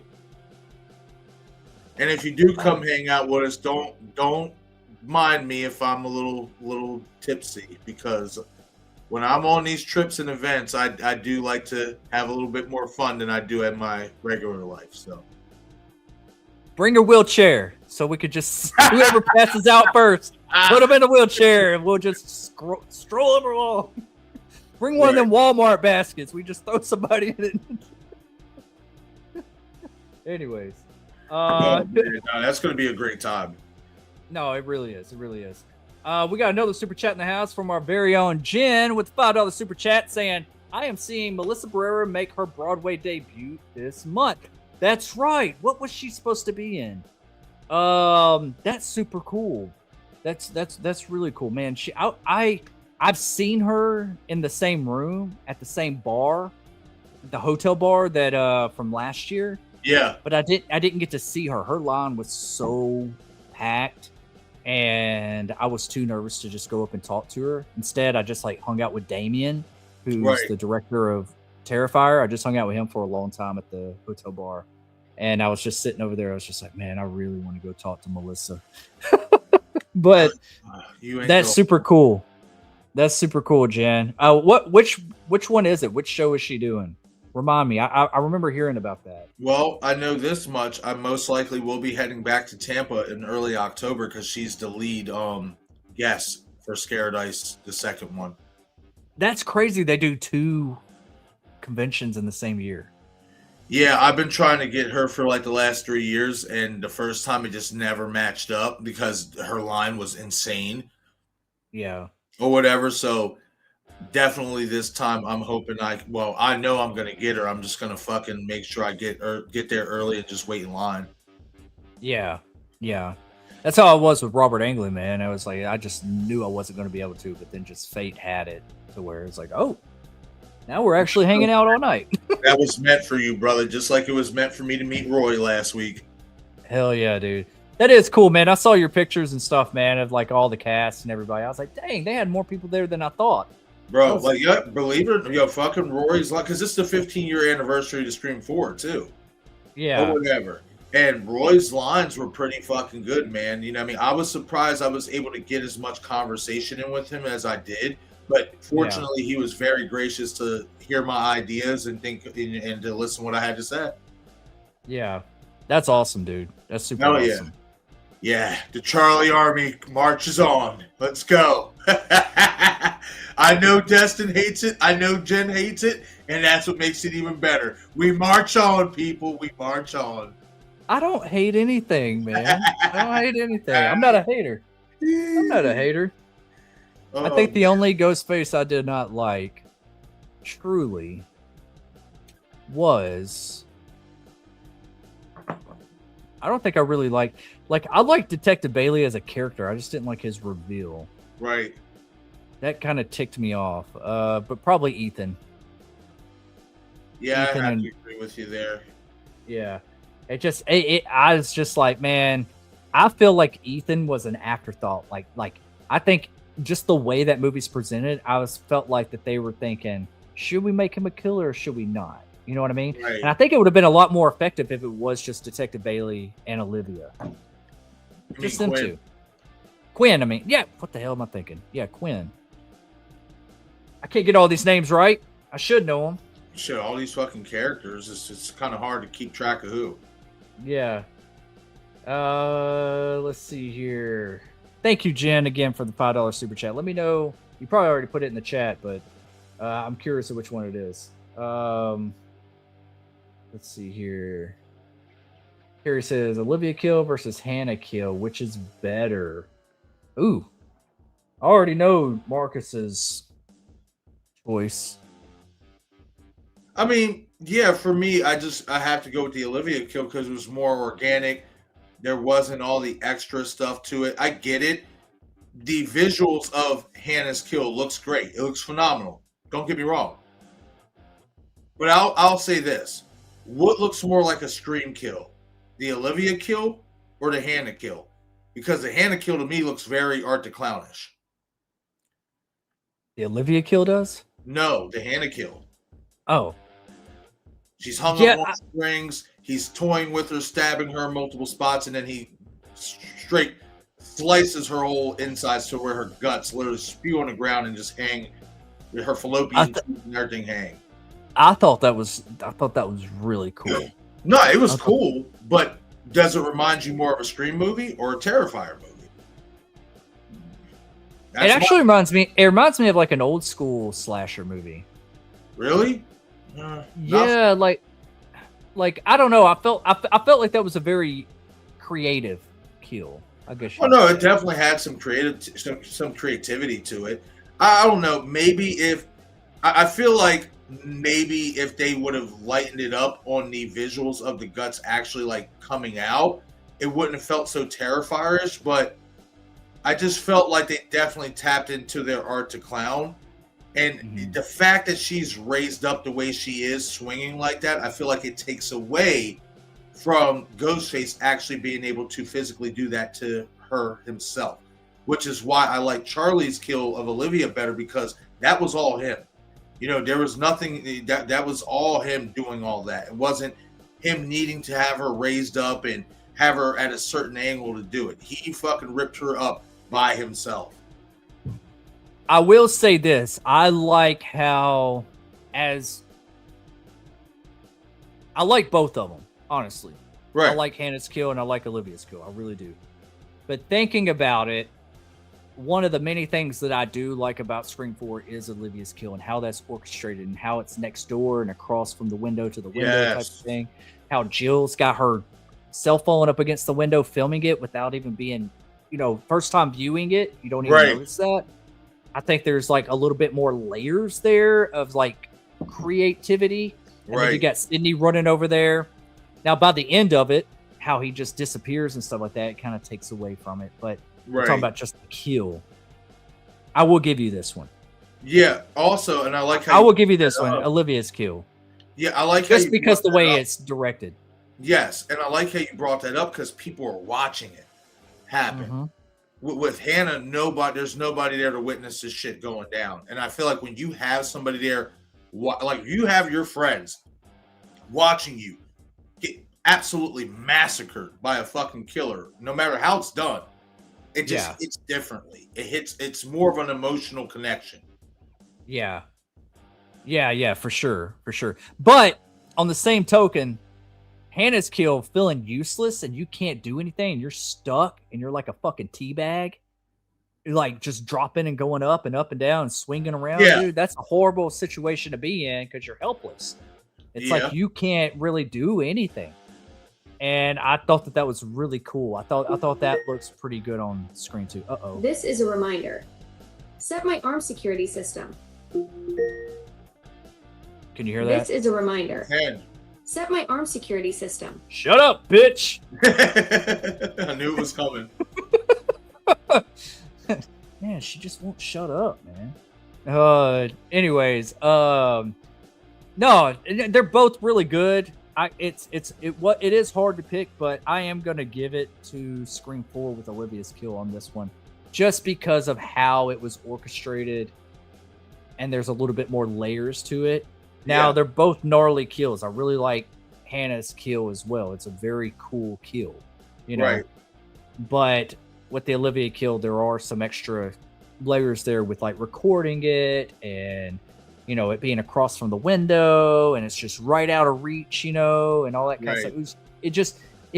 That scene felt like a Scream movie. Right. That felt like a good Scream a chase scene type of thing. So yeah. I will give you that one. I will say you're not getting any more, but I'll give you that one. I will say this though.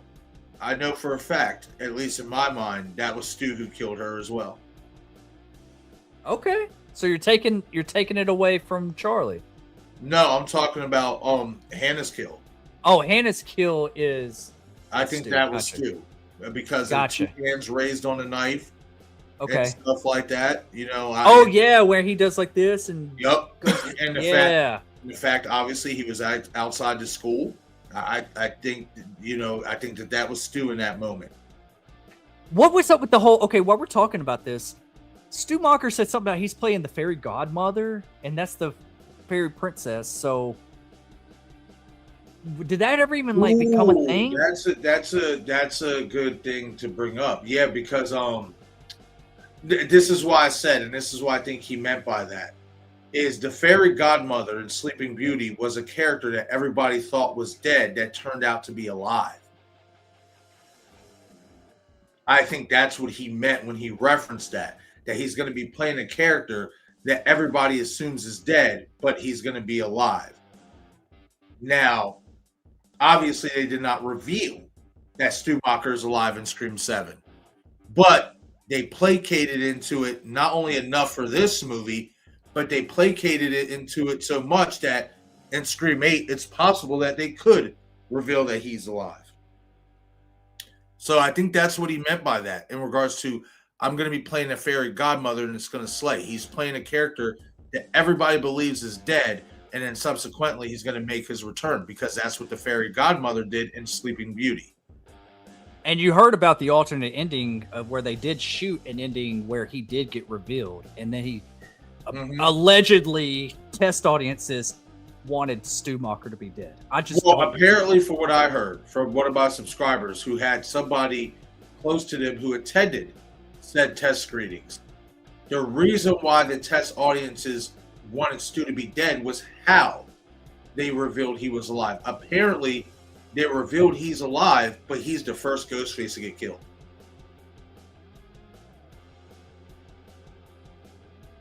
So that's why the test audiences didn't want Stu's ending to make it. Because apparently, it wasn't like the reveal of him was bad. It was how they executed it after the reveal.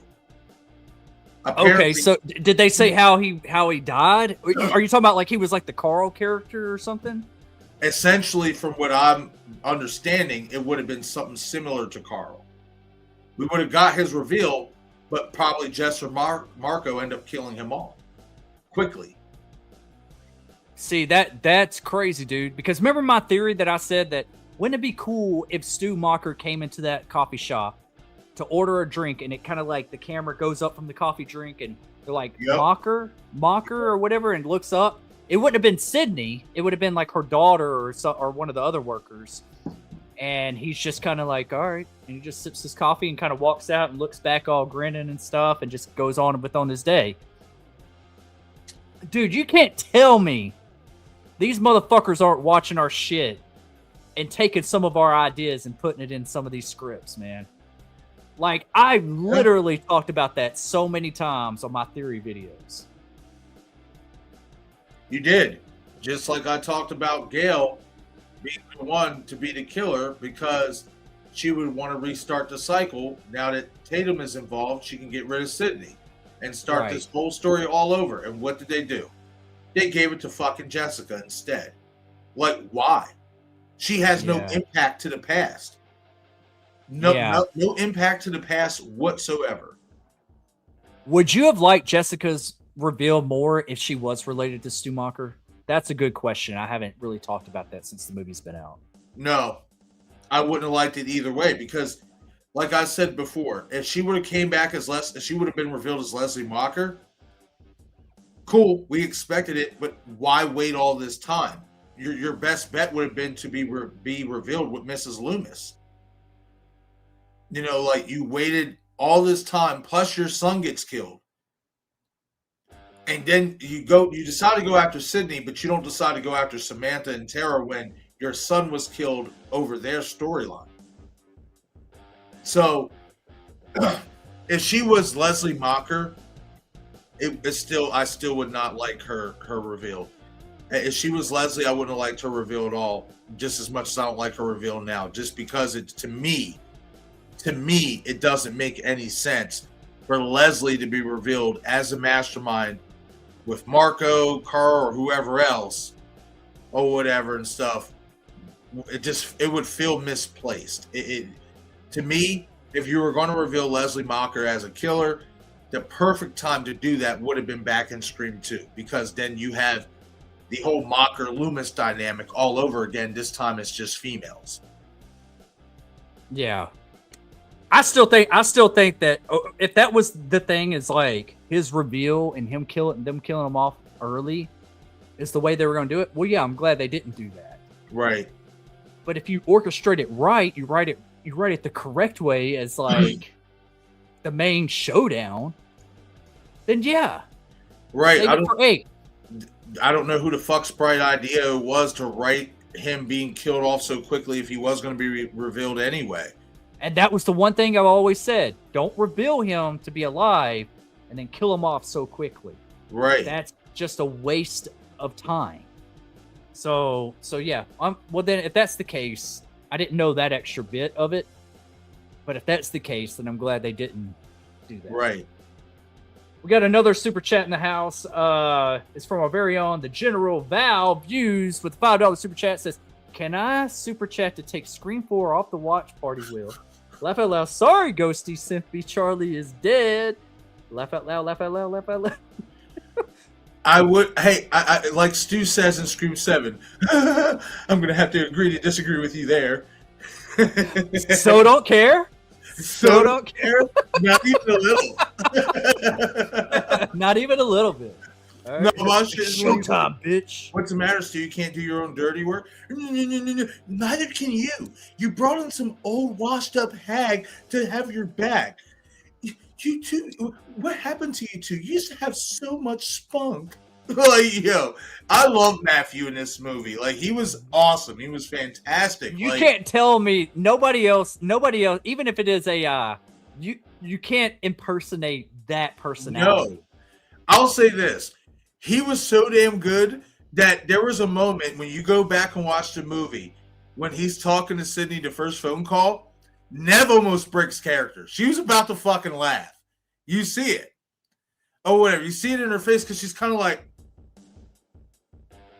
yeah, but trying to hold it in, and I'm just like, I caught that. I caught that. I saw that shit.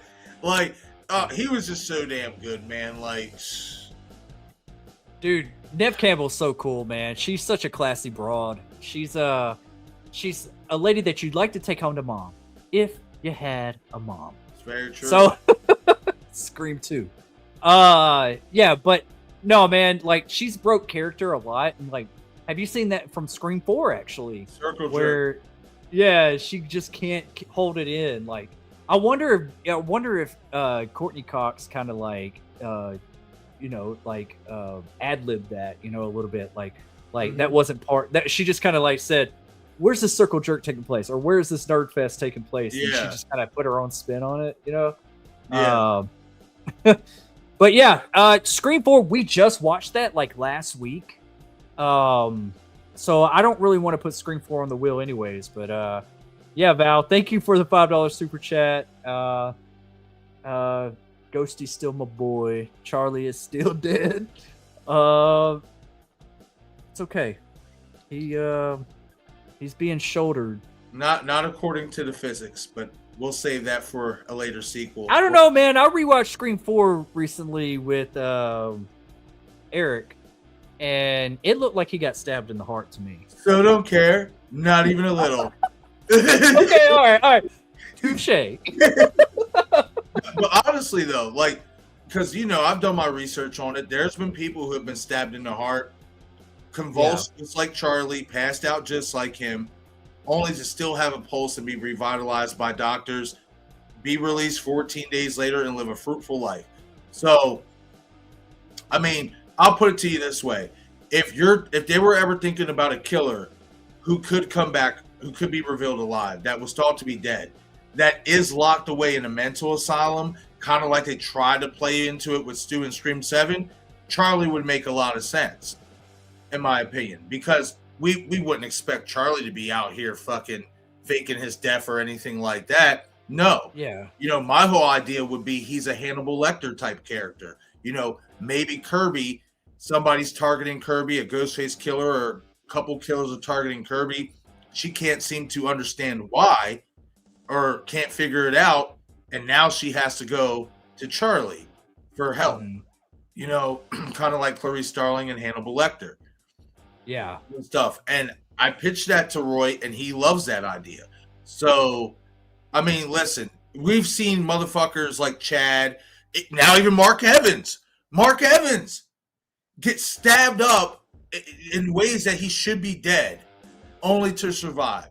So, I mean, and he's been waiting a whole damn day, bleeding out the whole day.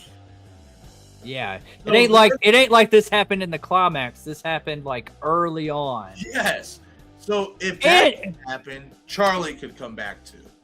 Yeah, and another thing, I wanted, since they kept talking about Tatum and the best friend, and then you got Isabel May being Tatum and all that kind of stuff, and they were fighting in the garage, I kind of wanted Jessica to get killed, kind of like Tatum. Like, she gets stuck in the fucking garage door. That would have been a perfect time to, like, but to do a different take on it. Like, she gets stuck on the, like a chain wrapped around her neck and then stuck on the fucking grinder of the opener of the thing, and it kind of pulls her up on the, and then it, like, wires out and falls on top of her, like, I wanted them to do more since they're fighting in a garage here. So, yeah. Anyways, yeah, Scream 4 is off the party.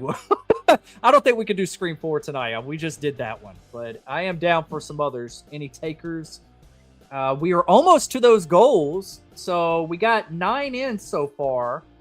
What's the goal? 15 super chats. So 6 more, and we are. What rhymes with more? Store 4. Score. Core 4. That. Anyways, you're making me think a lot. Thank you for the $5 super chat.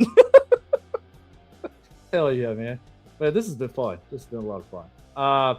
Erica says, Destin, no. Destin, no about what? What did I say? I'm always in trouble. It's all right. April says, I thought the beer tap was cool. Yeah, I did too. I thought the beer tap was pretty cool too. It just, when the beer comes out, it just looks like CGI. I was like, Mhm. it would have been cool if it was just like, I would have liked it more if it was just, they didn't even turn the beer on. Like it was Right. just blood dripping out. It would have been more sadistic. It just looked cartoonish with the beer coming out like that. Yeah, and that's the only issue that I have with that whole kill scene is that towards the end of it, it was very cartoonish. But the concept and the creativity, like, listen,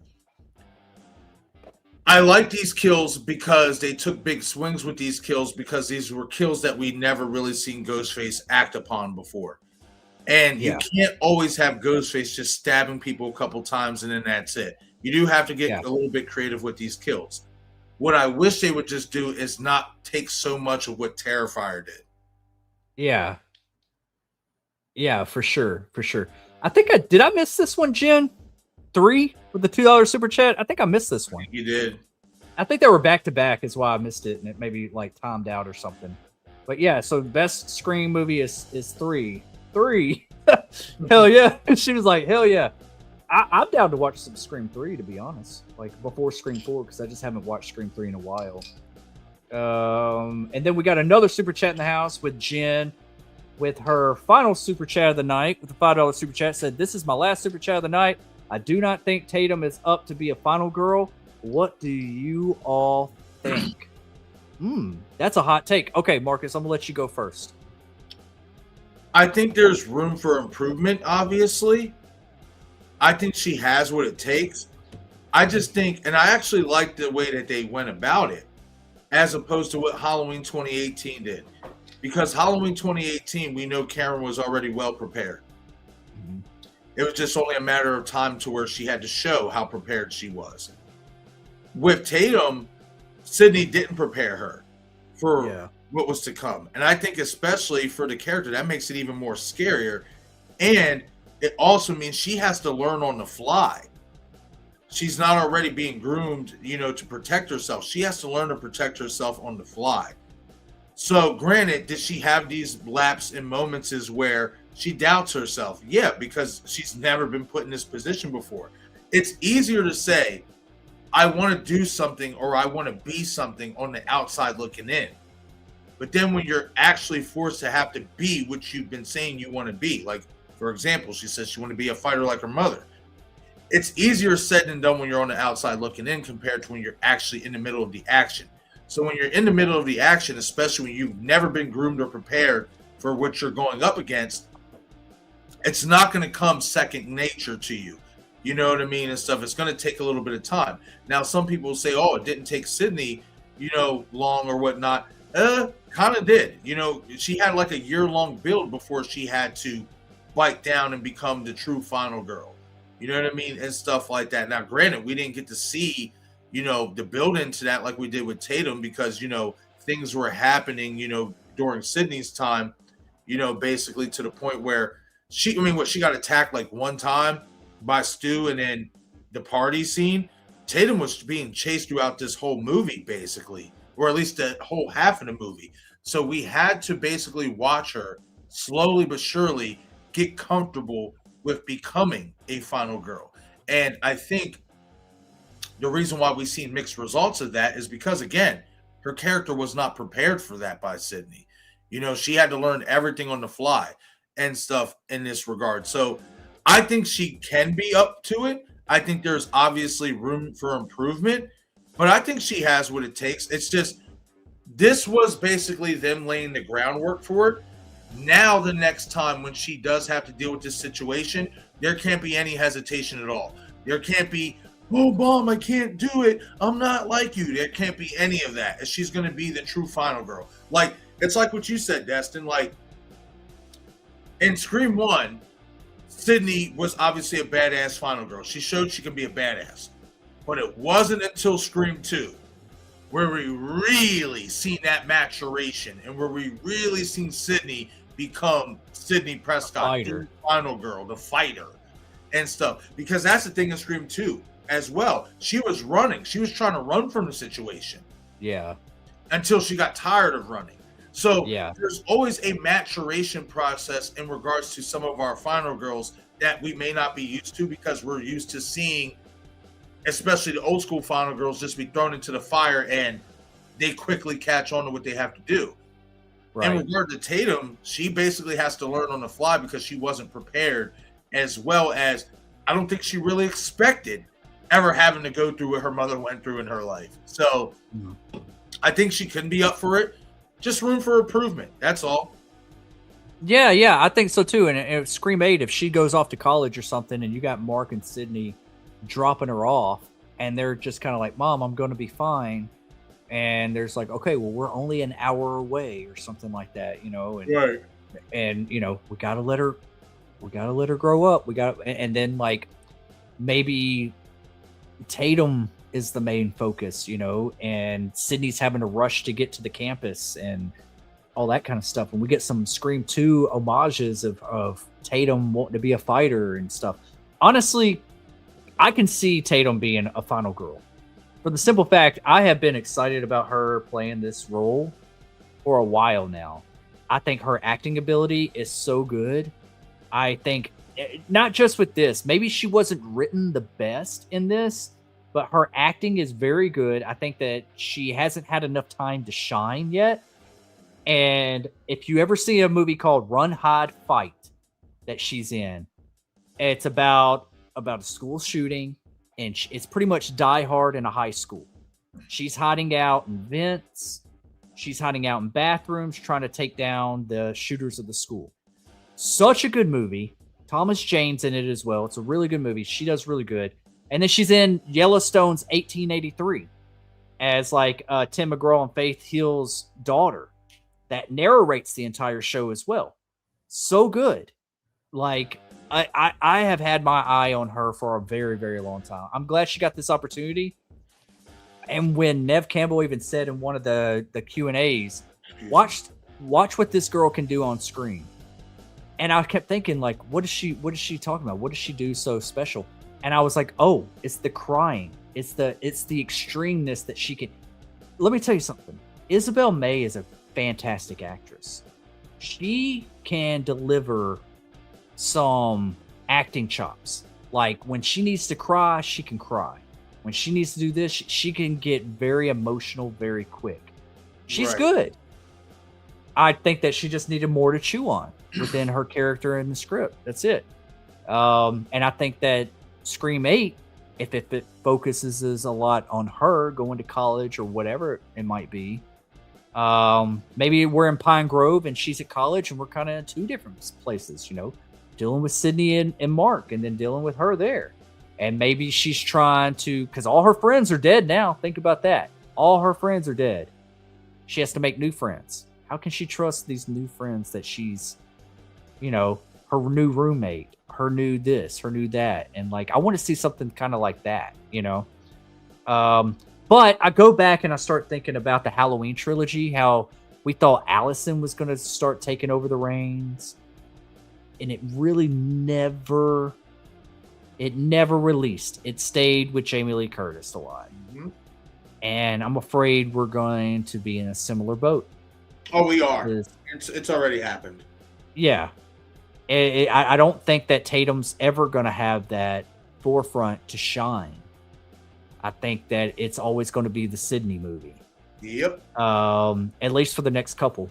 Yep. That's why it was said the way it was said. Yeah, Gail, I should have been in New York with you. I should have been there to have your back. Oh, that's why the whole motive is, oh, you weren't in New York City. A Ghostface attack doesn't count if you're not there for it. This whole movie was to hammer home the fact that Scream is not Scream unless Nev Campbell is playing Sidney Prescott in it. Yep. Well, you see she's the executive producer now, kind of like how Courtney Cox was on 6. And just like what basically Jamie Lee was in Halloween. And control. I think that is a mistake for this franchise. I really do. Because unlike Michael Myers, who is one killer, one force, one entity, I know they introduced Corey Cunningham in Halloween Ends. You saw how that worked out for him. Or whatever. Michael Myers is one entity, one killer, one face. Ghostface is a person of many faces. Right. Meaning you can tell many different stories with many different characters set in many different fucking locations. It does not always have to resort back to Sydney. I love Sydney. She's my favorite final girl of all time. Crazy, I know, being a Halloween fan, that I rank her above Laurie Strode. I do. But I now fear that we are going to be getting basically something similar to the Halloween trilogy, where all these stories are going to be centered around Sydney, and we're not going to move on to anything else. Yeah. And that to me is a problem. You know, people forget. Some people may not like the Carpenter sisters storyline, might not like those characters. One way or another, without Neve Campbell present in Scream 6 and with her only being in the movie for a few short minutes, both of those movies sold tickets. Both of those movies put asses in the seats. You want to know why? Because people go to see Ghostface. That's the truth. And why, too? Because people were salivating for a new story to be told in the Scream franchise that wasn't focused on Sydney and the other OG characters. Yeah, but also I think with Scream 6 particularly, the marketing was really good. They did a lot of stuff with TikTok. They did a lot of stuff with a lot of social media outlets, platforms. This one, we didn't get a whole lot of marketing until like the last few weeks before the movie came out. Right. They started being bombarded with a bunch of stuff. But this is the highest grossing one. Yeah. The entire franchise. Matthew Lillard was promoted. That's why. If you don't promote him, if he's not in this movie is not touching nowhere near what it made. So what's it going to take? What's it going to take to get people in the seats for Scream 8? Because good question. I mean, honestly, it's gonna have to have a good angle. It can't be some recycled storyline. They fucked themselves into a corner because by not mentioning the Carpenter sisters at all, you're already pissed in that fan base's Wheaties by firing Melissa. Yeah. Now you just took a big shit in their Wheaties by not mentioning these characters at all and pretending like they didn't exist. So now those fans who did show up with the hope that, okay, they may not be in the movie, but maybe they'll leave the door open quite a good bit for potential that they'll return.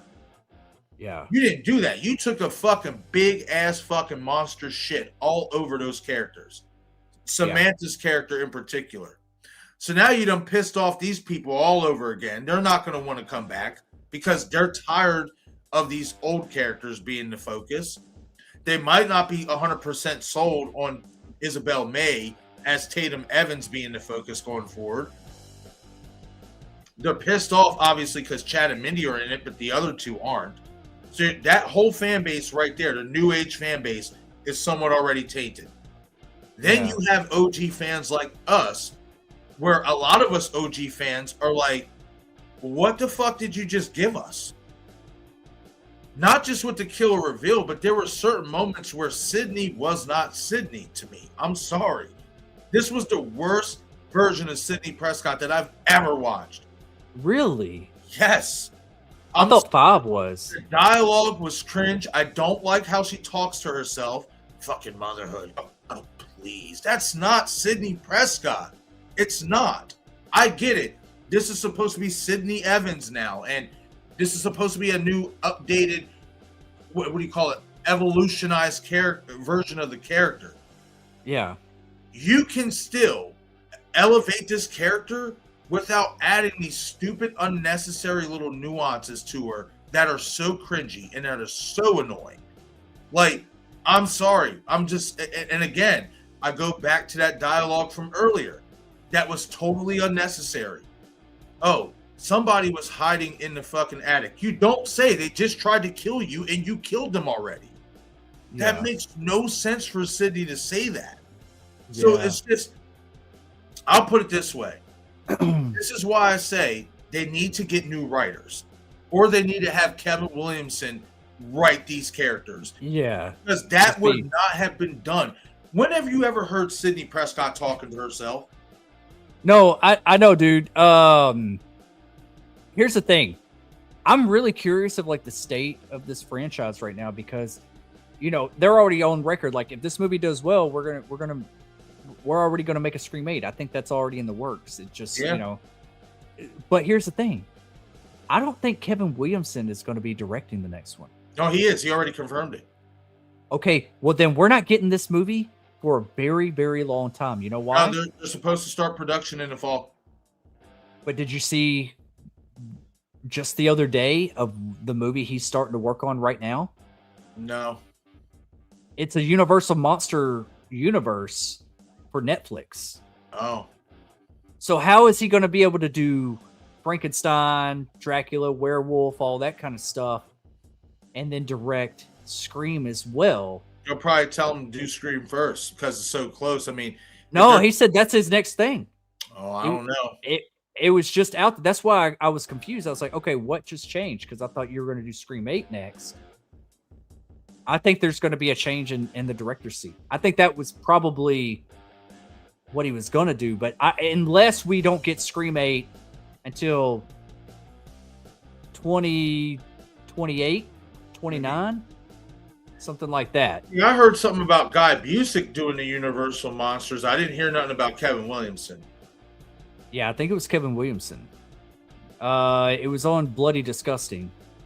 But yeah, to answer your question, Jen, I do see Tatum being I think she has the potential to be an actual Final Girl. I've seen her do some other Final Girl stuff and other things. I just don't think she had enough to work with in this one. And honestly, I did like her character. I like the whole Sydney taking her under her wing type of thing. I know it's her daughter, but I like that dynamic of trying to like teach her about the life better than with her and Jill. I think Tatum is a more badass than Jill was. That might be a hot take. I personally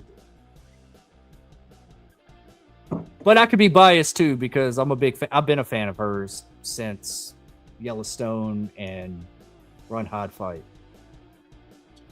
Did you look it up? Did you see it? Yeah, he's going to be writing the show. Oh, he's just writing it? Yeah, he's just writing. Yeah, he's just writing. Yeah, he's just writing the show, and it's going to be a show. Okay. Yeah, because I mean, I was like, dang, if that's your next thing you're going to be working on, you can't be focusing on. Because he announced, I want to say about 2-3 weeks ago, right before Scream 7 released, he announced that he was like he confirmed he's directing Scream 8. Yeah. And here's another thing. As much as I love The Faculty, dude, as much as I love that movie and the feel and the characters and the writing, and I would love, and it would be kind of meta because on the Stab movie in Scream 2, it said Robert Rodriguez. Yeah. If it was Kevin Williamson and Robert Rodriguez making a Scream 8, dude, and if they could make that feel that The Faculty had, bro, and write characters like that in a Scream movie, that would be dope. I would be very excited about that. And I know a lot of people get hate to Robert Rodriguez because of a number of things, but the same number of movies that he did poorly on, he's done really good on. He works really good with other talent, like From Dusk Till Dawn, or Desperado, or The Faculty, or even Predators. That's one of my favorite Predators movies, was Predators. Yeah, with Adrian Brody. Yes. Adam Brody, whatever his name is. Adrian Brody, yeah. Brody, yeah. And Walton Goggins is in it and stuff, and Danny Trejo. Best ones. Yeah, I like that. And I just think that together they would be really good together. Give me some more Faculty vibes in my character. Yeah, I'm not gonna. That's how characters need to be written. I'm not gonna lie to you. I'm concerned our boy's washed at this point. Kevin? Yeah. Yeah. I'm sorry. I mean, here's the thing: a lot of his stuff is flopping. He did a show on Netflix last year, or maybe it was the year before. I can't remember. I think it was last year. It feels like last year. The Waterfront. Yeah, I heard about that. And I enjoyed. I watched like 4 or 5 episodes of it, and I was like, "Oh, they're trying to be the new Ozark." It wasn't Ozark. Just, I could see Kevin Williamson's, and he was even saying like his idea of getting I Know What You Did Last Summer, and that idea was because his dad or something worked on the docks and worked as a fisherman and all that kind of stuff, and that's why he wrote The Waterfront, was because he wanted to make like a crime type of movie out on the water with fishermen, and that's where he came up with the idea of I like hearing things like that, using your surroundings. I don't know, like as a writer, I'm a writer, and I think like that too, and I just don't, honestly, like, he's starting to build more failures than success. I mean, this movie's a success, whether you like it or don't. It's already a success. The studio's already like, Paramount's already like, thank you so much, Mr. Williamson. What do you want to do next? Here you go. That's the way they're looking at it. But I don't feel like his writing is as fresh as it once was. No. That's the thing. Whether he barely had a hand on this script, but even with The Waterfront, even with I Like the Following, but even that kind of felt off a little bit. Like, the idea was cool, but it just doesn't. I never watched The Vampire Diaries or the originals or anything like that. I always kind of wanted to, for that simple fact. I did like Teaching Mrs. Tingle. I love The Faculty. Didn't he write Halloween H2O? Mm-hmm. I love that. Man, he's gonna have to get back to his roots, man. He's gonna have to quit trying to do some new age shit. No, that's what he likes. He loves Scream 6, and it's vindicative of how fucking Jessica came out. Literally. That makes me want. I wonder if that's true. Does he really love Scream 6, or is the studio telling him to say that? You know what I mean? I think he really loves Scream 6, bro, and I'm sorry, the way Jessica was portrayed in this movie only doubles that down, and some of the cheesy dialogue. Oh, and also the predictability of the killers. How could I fucking forget about that? Yeah. So easy to predict that Marco and fucking Jessica were the main killers. So easy. Especially when Jessica says to Sydney in the coffee shop, oh, well, you can't protect your kids for too long. They're going to have to learn to protect themselves. It's like, great, tell me you're the fucking killer without telling me you're the killer. Yeah.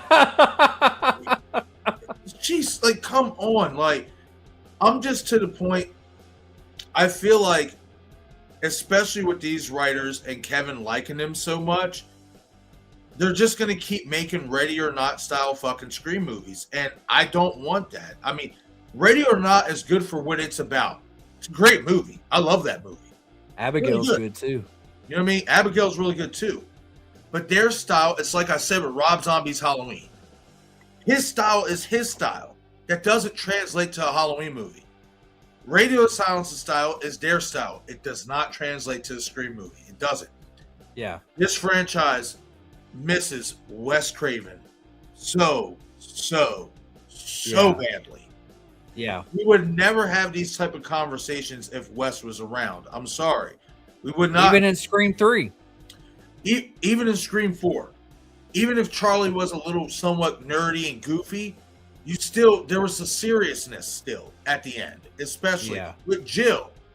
She may have been a little whiny, oh, Sydney this, Sydney that. You're so fucking special. But when it came down to it, she was serious. Doing the things she did to herself. Or in the hospital. Love this line. What are you, Michael fucking Myers? Yeah. Like, she was serious. And there were certain shots too that were really good, like Jill under the bed and the walking by, and then like when Olivia was killed, how that was orchestrated, and then Sydney kind of slides her hands down the side of the door frame on the blood. Like, it's little things like that kind of, it's like, ooh, he knows cinema. He knows how to, like, that's going to look good on camera. Right. I don't think Kevin knows cinema. Like Quentin Tarantino says it all the time. He's like, people are asking him, like, did you think that was a good idea to show all that blood, guts, and gore and shoot up everybody and say this and that?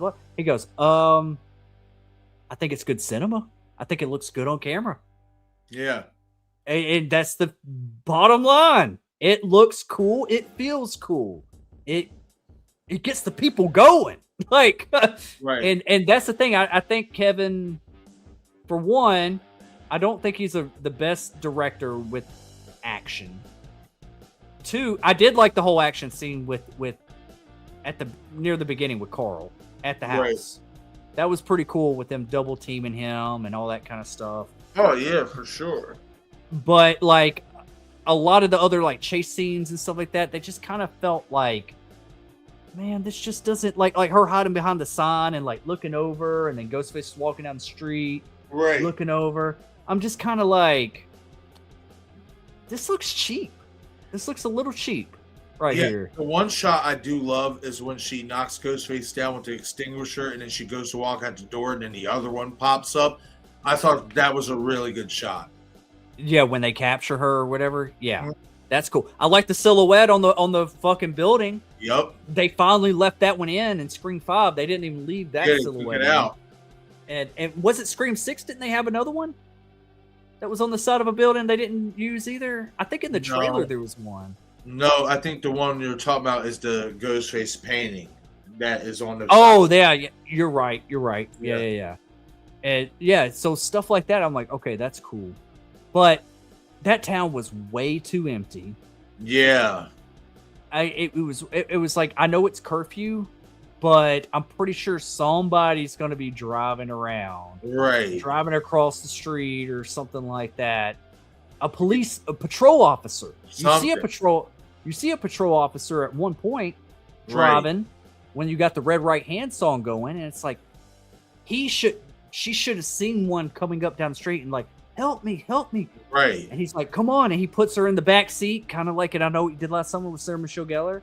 And then he gets killed and she's stuck in the back seat. We get like a Scream 2 homage. Like, that would have been cool. It's a good thing you brought that up. Because once everything starts to get, crazy and they're chasing Tatum, you don't see any fucking one of Mark's fucking deputies out and about. But then more importantly, this motherfucker's been missing all day.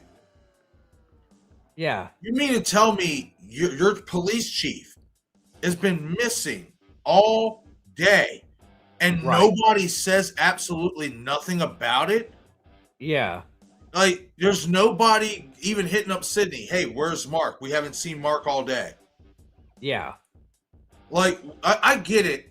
The cops in these Scream movies, for the most part, are fucking incompetent.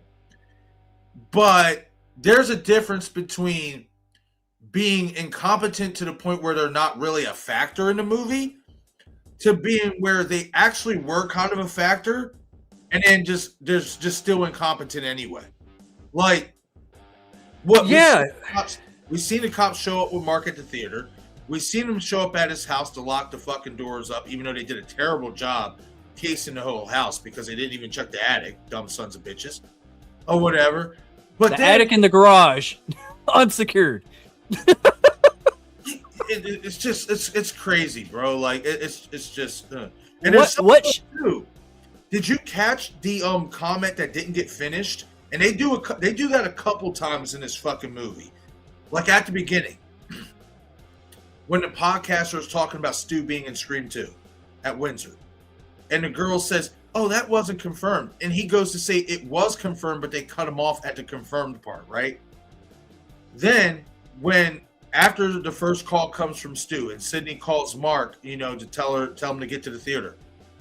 Remember, before we get Sydney calling Mark, or at least we see that, his deputy is already walking up to his SUV and he's like, Sheriff, you're not going to believe this. I just got a call from Woodsboro Police. And then there's no follow-up because that's when Sydney calls him. Now, some people will say, oh, whatever, the deputy was letting Mark know about Stu Marker's house burning down. Well, here's my thing to that. Or whatever. Obviously, that could be the case. But that sounds like something more personal, in my opinion. Sheriff, you're not going to believe this. We just got a call from Woodsboro Police. My thing is this.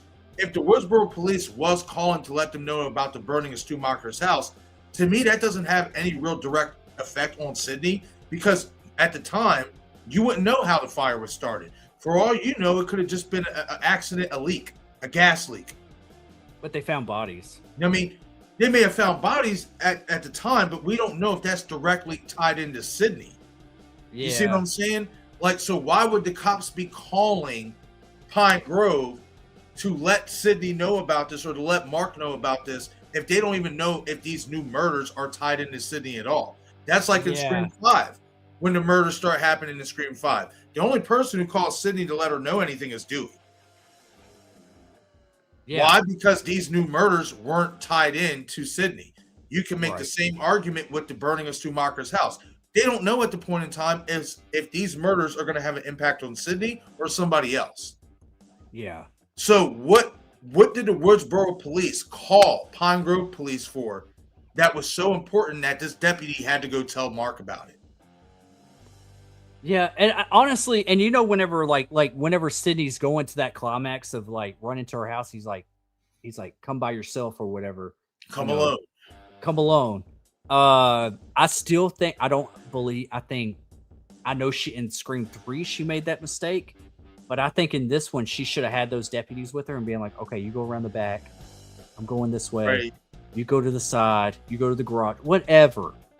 And they get killed in the process. You know, you think about like Halloween, the remake with Rob Zombie's remake. When the cops show up, they get killed by Michael Myers really quick. And you know, that's what should have happened. Like the cops get killed, and then Ghostface said, "I said come alone," you know, or some shit like that. Oh, you broke the rules. Now, you know, some shit. Like, I just think that I think Sydney's smarter to not come alone, to have some kind of sort of backup, you know? Right. You know, especially with like the police force there, because her husband works there, you know? Like, so I don't know. The Scream Enthusiast says, I like Jessica's reveal, but the motive was fucking stupid. Yeah. The motive's been pretty dumb in the last few. Even in Scream 5, as much as the killers were okay, their motive was fucking stupid, and they were kind of whiny. Their motive has kind of actually grown on me a little bit, only because I like the premise of the idea of trying to frame Sam for the new murders, because it would be easy to assume that she would be the killer because of who her dad is. I'll say that. It has grown on me a little bit, but even still, Richie and Amber are still some underwhelming killers, even though Richie has grown on me a lot since I first watched Scream 5. I'm assuming Destin had to go take a stroll real quick, so I'll keep it on the comment section real quick. Let me scroll down here.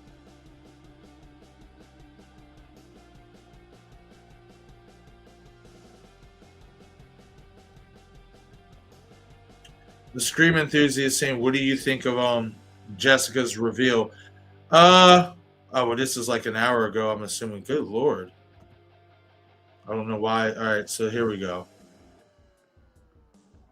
My bad. I had to hit a little boy's room. I thought you were gonna explain a little bit longer. I was like, oh, I got time real quick. No, I basically just I felt about it. Like it's the second half of the reveal, I didn't mind the whole starting the cycle over. I actually like that, just for the wrong character, you know. But this whole idea that, oh, the reason why I'm doing this is because you're supposed to be the final girl, and you're not supposed to have peace, and you can't have a happy ending, and you're supposed to be in a part of every killing spree that takes place. It's just go fuck yourself. Yeah, it was like, what are we watching? Jawbreaker? What are we watching? Mean Girls? Like Cursed? We got to rewatch Cursed, man. You know what slasher movie I am excited to watch? And I saw there's a pretty good, decent. It's in theaters right now. It's got Sean William Scott, Stifler from American Pie. Wow. But it's a movie called Dolly. It's a slasher. In the vein of like Texas Chainsaw Massacre. Oh, okay. And I've heard it's gnarly. It's got some crazy kills, dude. I wanted to watch it, but I was like, I kind of want to watch it with Marcus, because this looks like straight down his alley of type of slasher movie. So yeah, you got to check out that trailer if you haven't seen it. Okay. I will say this, because I see Val said this. The motive for Jessica was a rehashed Richie motive, toxic fan. Yeah, I can agree with that. You know, because Okay. she was a toxic fan of Sidney Prescott.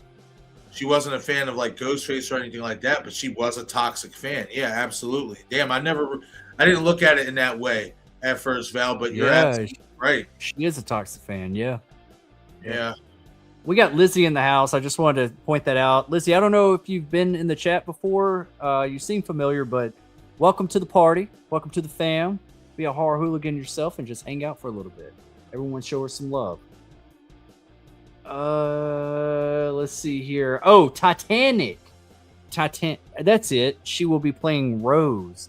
That's what Melissa Barrera is playing in the Broadway show. Yeah. I'm kind of curious to how they're going to like take a spin on Titanic. Lizzie says Ethan was the worst. Paula says the Ghostface killer I dislike is Charlie, even though he had one of the most intense kills with Olivia.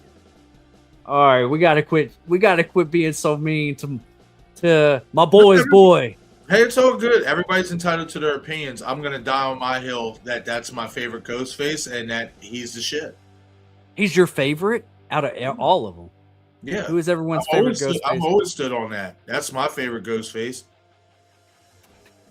I would have to say my favorite Ghostface is, man, it's Billy and Stu are just the yin to the yang. It's kind of hard to really pick which one is my favorite. I would say Billy and Stu is like number one. I can't really pick. You could ask me tomorrow and be the opposite. But if I had to say a second one from those is Mickey. Even though he was obvious, I just like Timothy Oliphant. I think I'm biased with that. I just think he's a cool character. I thought every time he was on screen with Randy and kind of doing stuff, I was like, he's a cool character. I like him. He could be funny and he could be a killer. And the stuff that he's done after all that stuff, he's just everything he's in. It's like, oh, he's in this. I'm going to like it because he's gonna kill it on screen. No, that's the thing about Mickey or whatever is that Mickey, honestly, when you think about it in this regard, what was his motive? His motive was to, blame the movies. Yeah. And a lot of people say they like that motive, and I like that motive. Does it really make sense? No, because he's going to get caught one way or another. Yeah. My point is, though, is that to the killers, it does make sense. So some of these motives that we get, like in regards to Jessica, I remember me and Bearded were having this conversation the other day, and he pointed out about how the motive for Jessica just doesn't make sense because even if she kills Sydney, how's she going to explain or how's she going to get away with it if Tatum's alive? Well, that's the thing. Like, now that I've given it some thought, logically, it doesn't make sense to us, but to the killers, because they're psychopaths and they're not thinking logically, they're not thinking rationally. Their plan makes sense to them. That's why they believe they can get away with it. It's just like Mickey. Mickey wants to get caught because I'm going to blame the movies. But then what did Mrs. Loomis say? That whole blame the movies motive. Did you buy that for 1 second? Poor boy was completely out of his mind. Like, it's the point that in his mind, though, he believes it could have worked. Doesn't matter. He's a youngster. He's a youngster. It doesn't matter if we, the audience, are like, damn, that motive is it doesn't really make sense because how would they get away with it? That doesn't matter. It's about the killer believing they can get away with it. Why? Because they're unstable. They're psychotic. So when you're psychotic like that and stuff, you're not thinking rationally. You're not thinking like a normal person. You're going to think you can get away with just about anything. And that's another thing. Around that time, I think there was some trial. I think that was a meta commentary on. There was some people that were like trying to blame the movies, trying to blame video games of like why violent tendencies are in people. Like that was just, it was just a take on that. But, right. Yeah. Side note, Cody says, have you had the Archburger from McDonald's? Had it 2 times and it was amazing. I don't even know what that is. Yeah, I saw that's out. I do want to try it, but I haven't tried it yet. Okay. I do like me some McDonald's sometimes. Sometimes I call it McDoo-doo and Taco Hell. Hilarious. But yeah, sometimes I'll go get me a chicken McNugget and a McNasty. Have you ever had the cheeseburger and the fucking McChicken all in one sandwich? No, is that the McGangbang? Ah, yep. You know what I'm talking about. Yeah, You know, I know. it's me and my peoples every time we wanted to go do a McDonald's run because they knew I'd be willing to do it because I don't care. Yeah. So they'd be like, "Yo, dude, we should roll up to McDonald's, but we're gonna pull your window down and you tell me we want like 5 McGangbangs or whatever and shit." And I would get on the intercom. Yes, thank you for coming to McDonald's. How can I help you today? Yeah, can I get about 5 McGangbangs, please? Or whatever and shit. She just, you want 5 of them? Yup, 5 McGangbangs. Okay, like they knew what the fuck we were talking about. It was funny as shit though, because we had no care in the world. We were just like, "Fuck it, we're going for it." Yeah, dude. Yeah. I know their chicken tenders are pretty good too, man. Like, McDonald's? Yeah, the ones I had whenever they first came out. I haven't tried Wendy's tendies or Wendy's whatever. are the fucking shit. Wingstop's tenders are good. Wingstop's is really good all around. Yeah. Hell yeah. And Buffalo Wild Wings tenders are pretty good too. And their burgers. Oh my god. Buffalo Wild Wings burgers are they're good. They're fucking bomb. Anyways, we already did that one. Now I want some damn McDonald's, man. Yeah, I'm getting. We got some 24-hour ones around here. Oh, we're like 2.5 hours. Okay, let me see here. I don't think we met the goal, but 1 super chat per minute. Damn. Joshua Brooks is in the house. About that Kevin Williamson interview, why would he tell Matthew before filming Scream 7 that Stu is dead and then go and film an ending where Stu is alive? Makes zero sense. That's what I'm saying. I think they were kind of mixed about that. Like, they were going to see if it was going to work, and then they were trying to find a way to shoehorn it in. And I feel like I'm thinking that it was studio interference trying to keep it from it. But after they see the backlash from this movie, like they see the numbers, but then they see the backlash, like how they wanted Stu to be alive. I'm hoping they right that wrong for Scream 8. You know, like they're like, okay. I mean, what can you lose at this point? You know what I mean? You haven't hit the landing the last few. Whether it makes sense to you or not, give us what, you know, like, I mean, take notes from Disney a little bit. It's a lot of fan service. Give us some service. You know, we're fans. Service us a little bit. According to how they showed us how they felt about us, though, Destin. Well, at least they told us how they felt about us. You know, oh, you didn't really believe Stu was alive, did you? That would be dumb. Oh, thanks. So you're calling your fans dumb, basically. You're calling us dumb, even though you, Kevin, were the one who came up with this idea for Scream 3 anyway, where Stu was going to be revealed alive and in prison because you, Kevin, felt that he could have survived his injuries. If you don't feel that way, you never would have came up with that concept to begin with. But thank you for calling me a fucking dumb son of a bitch. I appreciate it. Like, yeah. Lizzie says my daughter wanted Tatum to punch Gale at some point in the movie. I kind of wanted that too. Like, I wanted that to be on live air at that point, whenever they were kind of getting a little heated, you know. That would have been kind of cool. Did you catch this when Sydney first mentioned Stu to Gale? Did you realize that when she brings up Stu to Gale, that Gale looks back at Mindy for some weird reason? No, I have to rewatch that. When you rewatch that, Gale's like Stu, as in dead Stu Macher or whatever, and she turns back and looks at Mindy. No, she doesn't say anything. She looks at Mindy when Sydney's like, they said they were Stu.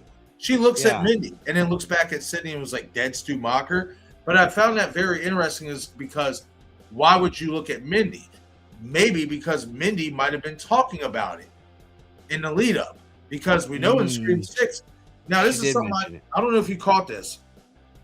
Now in Scream 6, when she's talking to Kirby, we get that little dialogue from Mindy saying, you know, if you believe Stu Macher's dead, when Kirby makes her comment about Stu or whatever. Mm-hmm. But then in Scream 7, when the Stu conversation comes up, she says it's a ridiculous retcon. And when I hear that, I'm like, well, wait a minute. How did you get from, oh, if you believe he's dead, which tells me you believe in the theory that he could be alive, to now saying, oh, that's a ridiculous retcon for any franchise to go by. What? I just, some of their writing choices, no continuity, no fucking tying things in or keeping things the way they should be. Like, I'm sorry. If Mindy believed that Stu Macher was alive in Scream 6, she should believe he's alive in Scream 7. Yeah, for sure. For sure, man. I'm telling you, man, they this one just kind of felt like it did feel a little sloppy in the writing room.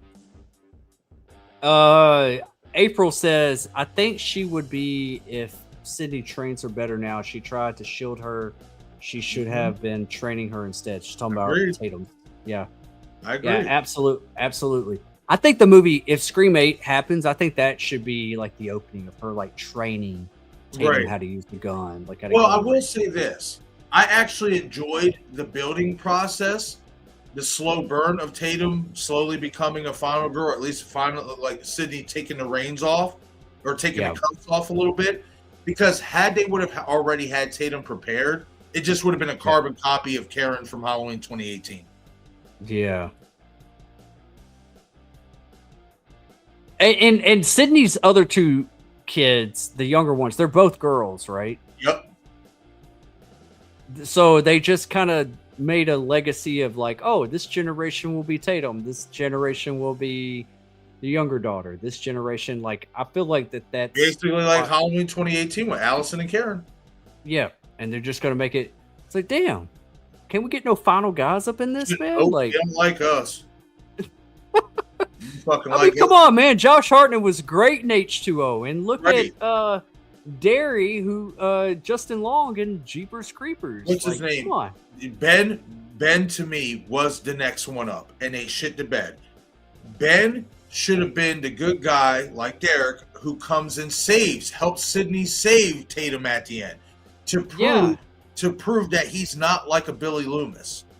Right, and then we get a similar thing, like I Still Know You Did Last Summer, where Brandy's like, good old Ray.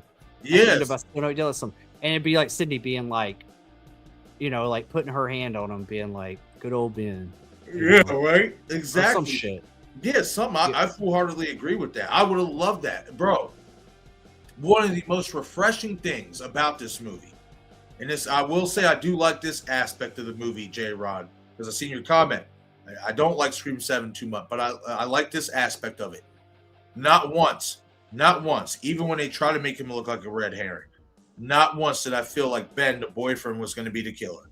And for the fucking love of God, that made me fucking breathe a little bit easier watching this movie, because I am sick and tired. I'm sick and tired of the boyfriend angle. You know, but they did a great job not going with that angle. But they did a shitty job capitalizing and switching the narrative on that angle. Because I know you caught this, Destin. Everybody who wore plaid in this movie got killed. Yeah. Yeah, so they were on to that. So that tells me, in a way, we might be getting away from the whole killer plaid theory.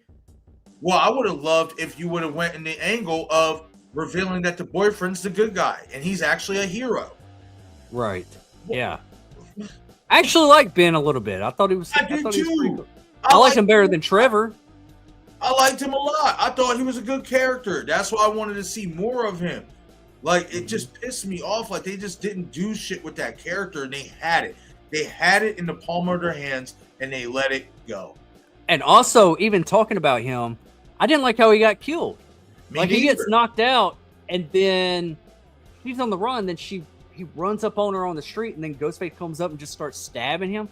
I'm like, that feels like an afterthought. Like, oh yeah, we didn't kill him.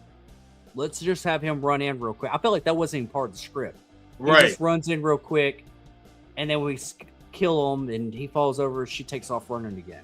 Right. Like, I was like, man, what a fucking waste of that character. And I felt like there could have been like a little bit of an arc to his character a little bit. True. Like, yeah, that's one thing I didn't like. I was like, wait, what? Okay. Oh shit. He's dead. Oh, what? He's back. Oh, he's dead. Oh shit. What the fuck? When I seen him do that to him, I was just like, yep. Waste of fucking character. They were rushing it. They were rushing it right there. Yeah. Oh, you rushing it to just reveal that it's Marco and Jessica. Great. You could have fucking held the phone for a few more minutes on that piece of shit reveal. I wouldn't have been mad. It would have been cool just to see Ghostface masks on the ground and being like, "Catch you later, Sydney," and not even get a reveal. I would be like, "Damn, that would have been cool." I will say this: I did like Marco's dialogue in regards to Mark. Oh shit, he's still alive. That's one tough motherfucker. That was funny. That was good. You know, dude, I love Can't Hardly Wait, dude. I love his character. A lot of people talk about that movie. I never watched it. Dude, we got to watch Can't Hardly Wait one night, dude. Preston, he plays Preston. Okay. Preston. Yeah, dude. And Empire Records, dude. He was awesome in Empire Records and Can't Hardly that thing you do. Disturbing Behavior briefly. Oh yeah, he was in a moment of Disturbing Behavior. Forgot about that. Devil's Candy, which that's a newer movie than from his older movies. No, dude. I will say this about Ethan Embry because I did get to attend a Scream 7 panel. He was a part of it. You can genuinely see how much he loves his franchise and how happy he was to be a part of it. Like he seems so. Oh, I bet. Yeah. Dude, there was a movie that he came out with last year. I told you about it, and I never got to watch it. It was like a werewolf movie. Oh. Where he's either one of the cops or the sheriff or the detective of like a small town, and there's werewolf killings, and he goes to investigate them around this small town. Okay. And I think it ends up into like a werewolf cult type of thing. I don't know where it goes, but I was like, I told you about it like last year or maybe the year before, and I was like, hey, we might want to do a watch party on this. I still haven't watched it, but I knew he was like the main actor in it, and I was like, man, that seems interesting. I can't even remember the name of the movie now. I will say this about Marco's character. Much to it's not his fault. They also didn't give him much to shine. It's just like they revealed him, and that was it. Yeah. You get that kind of Bailey dialogue. She's like, "It's you." Yeah, it's me. Well, me and Carl. It kind of gave, man, Marco and Carl kind of gave me gay lover vibes. Like just the way I think that was a play. I think that was a placate on the idea of Billy and Stu. Okay. Being gay lovers and stuff like that. I think that's what they were going with that. Man, Billy was kind of like Charlie Sheen, man. He just fucked everything. I guess Sydney, so. Christina, Stu. Yeah. Oh, come on now. We didn't have to. Sydney's mom? No, remember that didn't happen. I know. Yeah, I'm about to say, that didn't happen. I know. I'm just messing.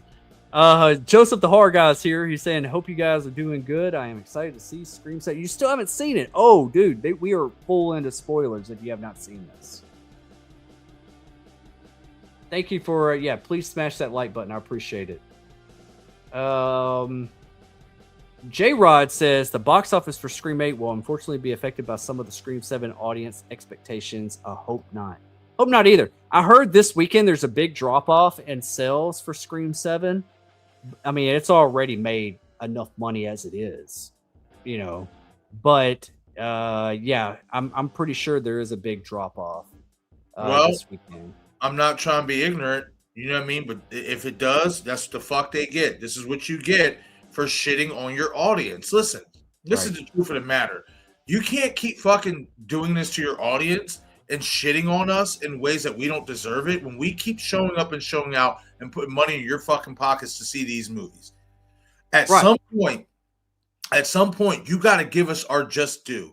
And I'm not just saying give us our just due and reveal that Stu is alive, but give us our just due and give us some fucking killers that are resemblance of the first 3 movies or 4 movies.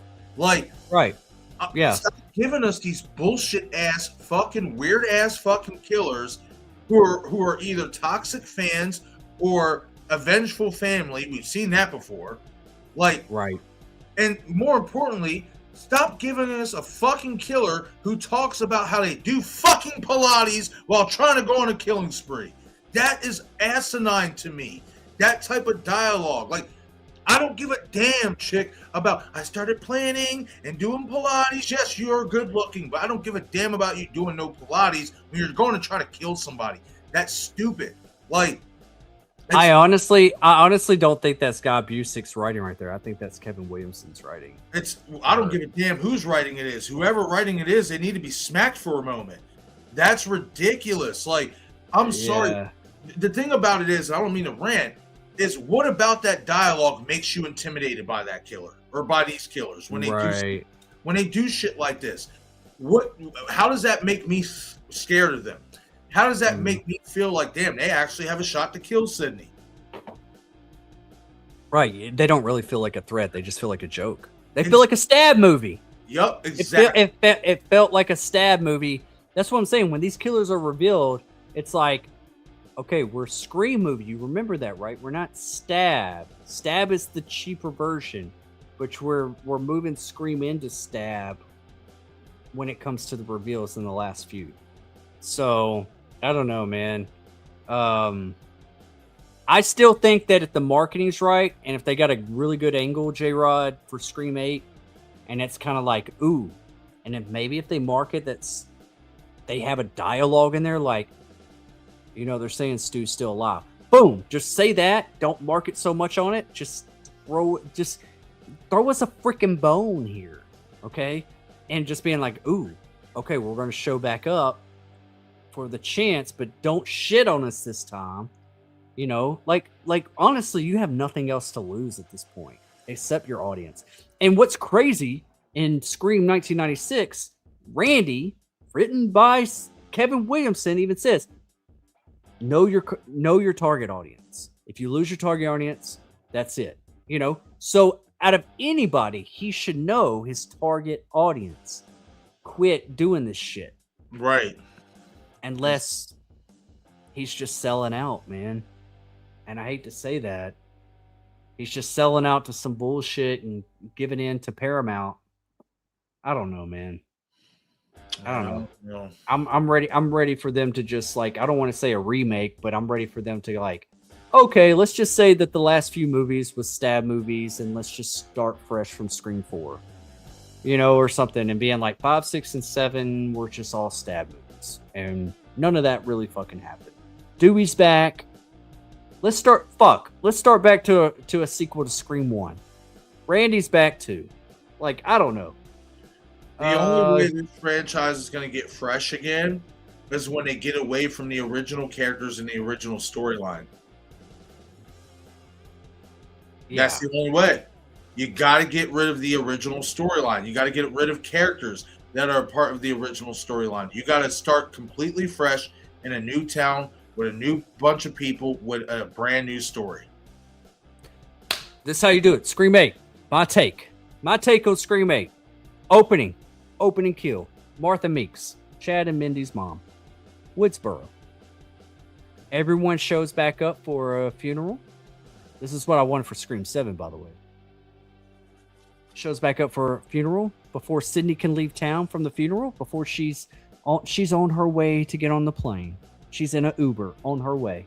Gets a call from the killer saying they're about to kill somebody else in Woodsboro. The killer doesn't let her leave. Finds a way to keep her there. She feels like she needs to turn the car around and go check something out.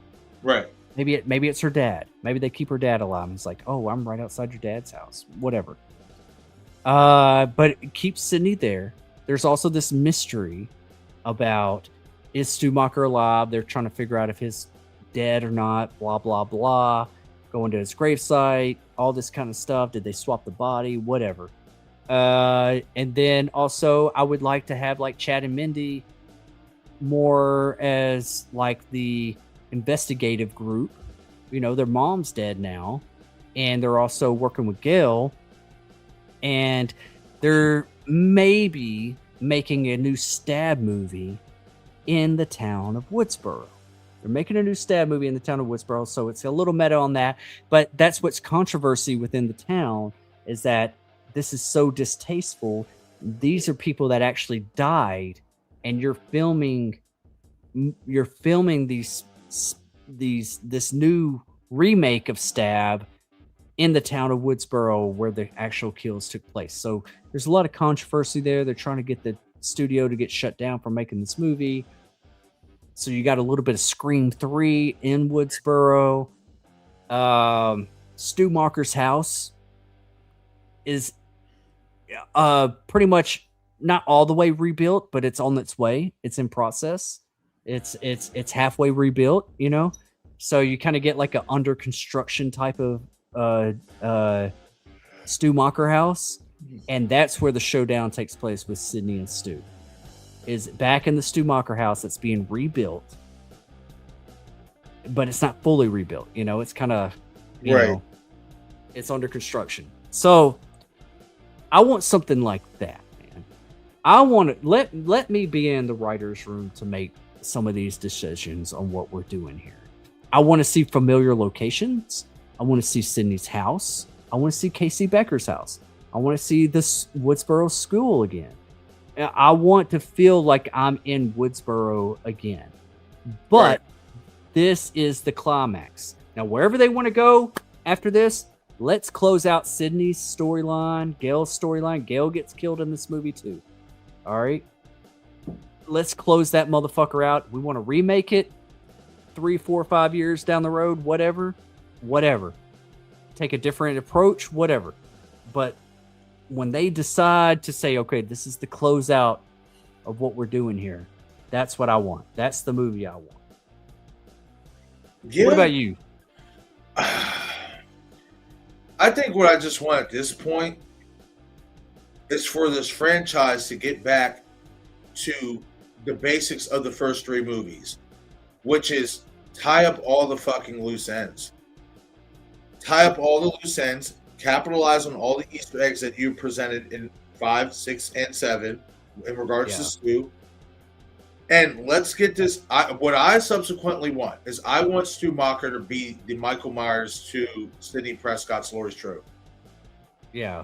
I want him to be that one killer who was thought to be dead that isn't dead, that comes back for one last scream. Whoever his accomplices are, at least have one of them be somebody of note that is going to impact us as an audience or whatnot. Tell this story, whether it's in Woodsboro or Pine Grove. I think at this point it would most likely have to be Pine Grove or whatever and stuff, unless you're going to take it back to Woodsboro and have the final showdown at Sydney's old house, because I don't know if they're going to rebuild the Macher house. Excuse me, if the place that got burned down is the actual Macher house. But one way or another, I want a Stu Macher versus Sidney Prescott final showdown. Let's encapsulate Sydney's story. Let her ride off into the sunset. Maybe Gail gets killed in the process. So Sydney is like the last one remaining out of the original storyline. That would make a lot of sense. And then she gets her happy ending. And then we get to start fucking worrying about new stories, new characters, and new killers coming after people who have no connection to the original storyline or the original characters. Subsequently, that's what I want. I want a Scream movie where we start off fresh with new motherfucking people that are not connected to the original story or characters at all.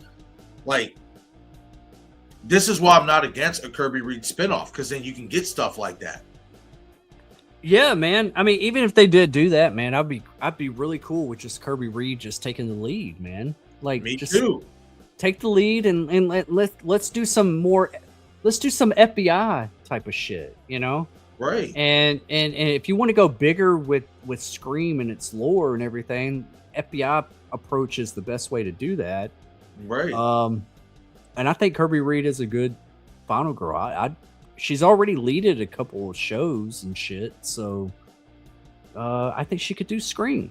I just, Um, I don't think that's her decision though. She's just kind of like, well, if they let me, like it's at this point, it's kind of like Danielle Harris, like I was just thinking that. Would you see Danielle Harris get cast in Scream 8? It would be cool.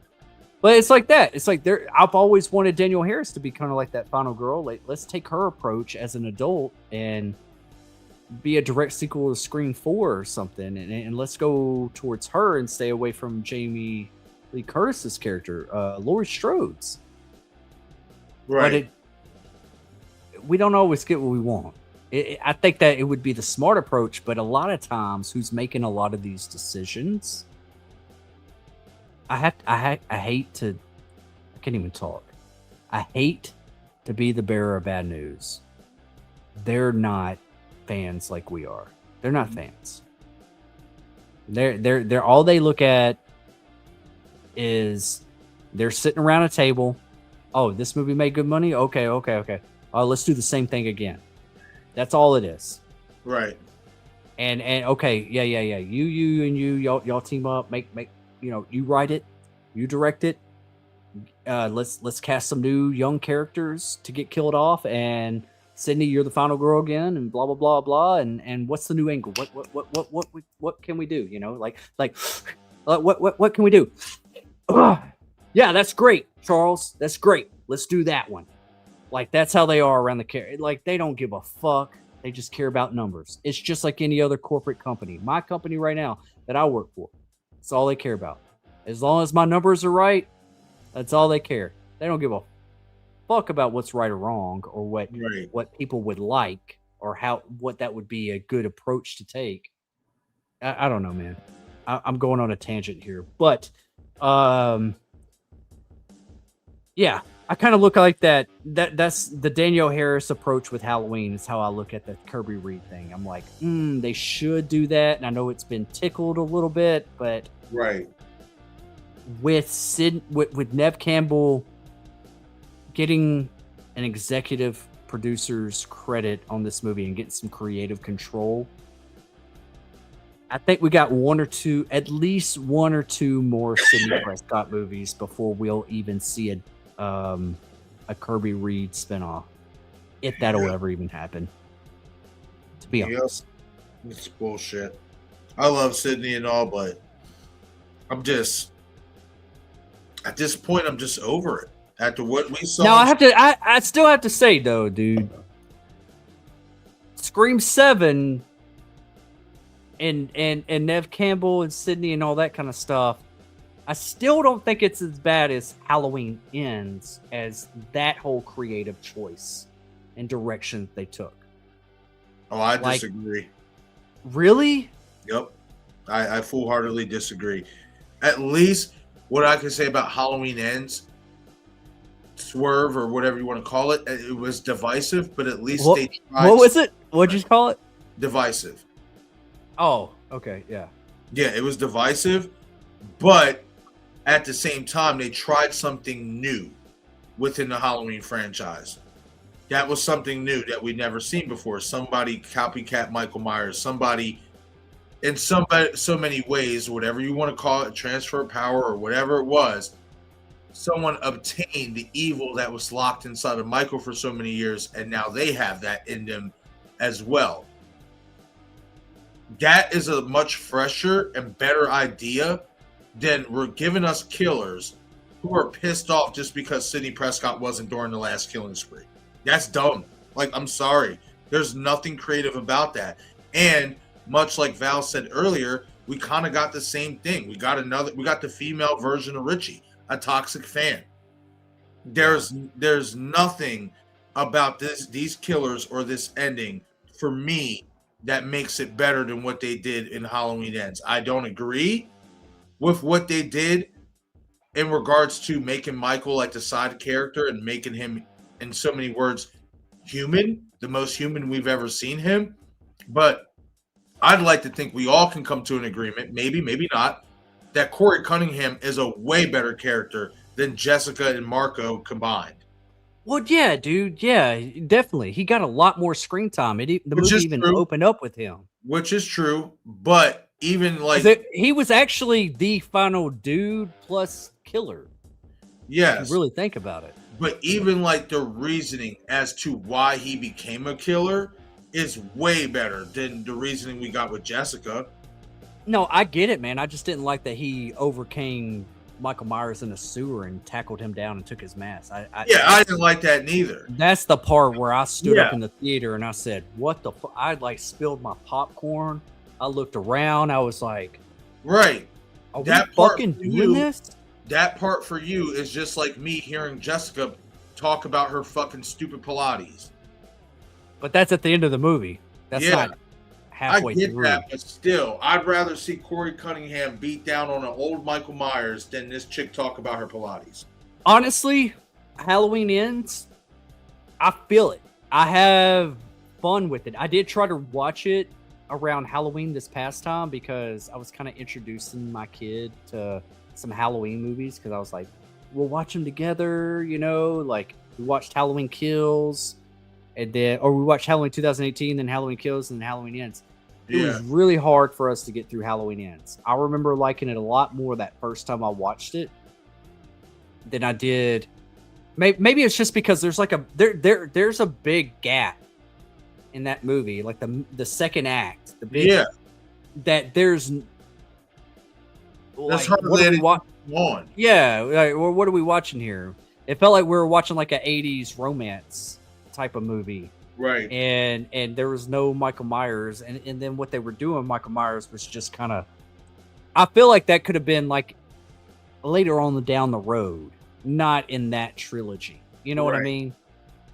No, but still, I don't think it's an awful movie, dude. I still don't think Halloween Ends is an awful movie. I don't. We'll agree to disagree. Okay. Yeah, I don't know, man. I think I'm like optimistic because when it comes to cinema and movies and everything like that, I think I'm a little bit more forgiving because even though if a movie is fucking dog shit, I try to find some good out of it. I kind of just don't want to hate on a movie. Like, yeah, they could take an approach that I didn't like or wasn't what I expected or what I wanted. Right. But I try to be an open mind about cinema and movies. And I'm kind of like, man, I know they really put blood, sweat, and tears into making this. And they did what they could. They tried something different. It just didn't work. Doesn't mean it's the worst. I'm not going to be a John Campea over here talking about this is the worst fucking thing that ever touched God's green earth. You know, Right. I'm not that fucking sassy. It's like I'm a little. It might not be Goodfellas. It might not be The Godfather. It might not be Scream 1 or Halloween 1. Yeah. But just because it rubbed you the wrong way or you didn't agree with certain things doesn't mean it's the worst movie in cinematic history. You know, like I just come on, I don't. pump the I don't brakes. think going that far is necessary. But I understand, you know, like for instance, for me, the reason why Halloween Ends was shit was because you took everything that made Michael Myers such an iconic and somewhat mythical killer. You took everything of that over the years and you threw it into a blender and then subsequently said, oh yeah, he's not any of these things that we wanted you to believe he is. He's just a guy in a mask. And that just drives me nuts. Absolutely drives me nuts. Because it's just like, no, that's not the character I grew up on. You know, I grew up on the character that John Carpenter said was a force of nature. You know what I mean? Like, Right. And I really wanted it to end like with what's his name? The cop that was in it. What's his name? Jamie Lee Curtis's better half at the end. Hawkins. He never took that shot. You know what I mean? Like he didn't take the shot that he was supposed to. And I thought that like right before she was about to dump him in that grinder, Like he pops up for one last scare, grabs her by her hair or her arm or something, and then you hear plow. Yeah. And he shoots her off of her, you know, and he finally took it. So they both have that arc, you know, because it was like, wait a minute, is Jamie Lee Curtis like? But they built up Hawkins so much, but then Halloween Ends, they kind of don't utilize him hard. I'm like, why did you build him up so much and didn't utilize him? Like, what the fuck? Like, anyways, this isn't a Halloween stream, but you know, we're just comparing the two because I'm a Scream, he's Halloween, and you get everything in between. I hate to say my opening of my videos. I always say that. But yeah, I am looking forward to the Halloween game. I'm looking forward to some Halloween game. I'm ready for some news for some Halloween stuff. I'm ready for Friday the 13th. I'm ready for that to come out. I'm ready to tackle a lot of Friday the 13th. I'm ready for. I just heard recently that they're going to make there's a little bit of movement on the I Know What You Did Last Summer sequel that's going to focus on. I know. We'll see. Hopefully, there's potential with that. There's potential with that because of how they set up that post-credit scene. Yeah. I'll say this. I'll even be satisfied if you kill the fucking two at the end of the newer one, the fucking two new girls. If you kill them early and focus this movie on Carla and Julie, we have something here. Right. Val says Ethan was amazing in Empire Records and That Thing You Do. Yeah, he was. Honestly, okay, Marcus, I don't even think I've talked to you about this. Let me get your idea about this. Me and a guy I worked with on, we worked on that movie 11 Days with Taylor Pitch. We were both like tactical officers or whatever. Yeah. And we worked on some Yellowstone shit and everything. Like we keep in touch. But him and another guy that he works with, they run a movie theater in Fort Worth. Okay. And they said that like if we don't get invited to the premiere, we're going to do our own personal premiere at their theater. Anyways, so leading to that, he kind of came up with this idea and it got my wheels turning. I was like, dude, I think I'm going to start writing very, very soon. I like where your head's at. You know how like movie theaters are like kind of dwindling in profit and everything? What if we made, and he came up with this idea, and I'm not going to take credit from, I'm going to give credit where credit's due. And then I started putting some spin on it because we were like sitting around the table. We were like putting some ideas together and we're still talking about it. Right. And he was like, what if we made an Empire Records type of movie where the whole movie is around the Empire Records store, but we do it in a way for the movie theater. Like we're in the everyday life of like movie theater goers and like maybe this movie theater is like struggling financially. And they're trying to figure out ways of like, like we're like our main cast is the theater goers or the theater workers and the managers and stuff. And it's kind of got that teen feel. Like, have you ever seen Empire Records? No. Fuck. Okay, this ain't gonna hit us hard. Is that with Steve Buscemi? Oh no, that's Empire. That's Boardwalk Empire. Yeah, I'm thinking of that. No, dude. Oh man, we gotta watch Empire Records one day, dude. It's a good teen stuff. But anyways, like that, it's a day in the life of a movie theater that's struggling financially, and it's like a mom and pop type of movie theater. Yeah. And but then I started saying, but what if we put in like a killer? Because I'm always going to be about, what if we slid this in there, dude?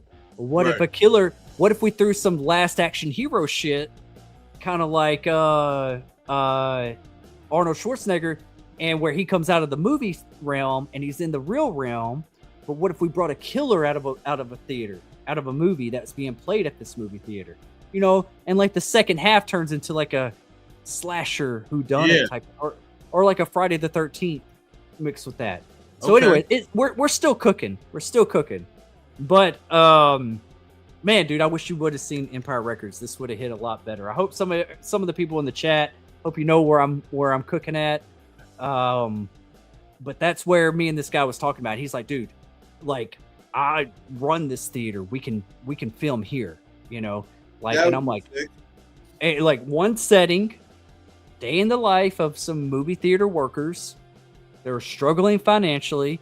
They got this one movie. Maybe they're like, after hours, we're going to watch this new movie that doesn't come out for another 2-3 weeks. And maybe there's something mythical going on and the killer comes out of the movie theater. Or maybe we make it realism and there's just a killer, you know, like we're still just kind of like throwing some ideas together. But I want to hear some thoughts on that because we've written some stuff down and we have like this Google Doc that we got going on that we're throwing some ideas out there. Right.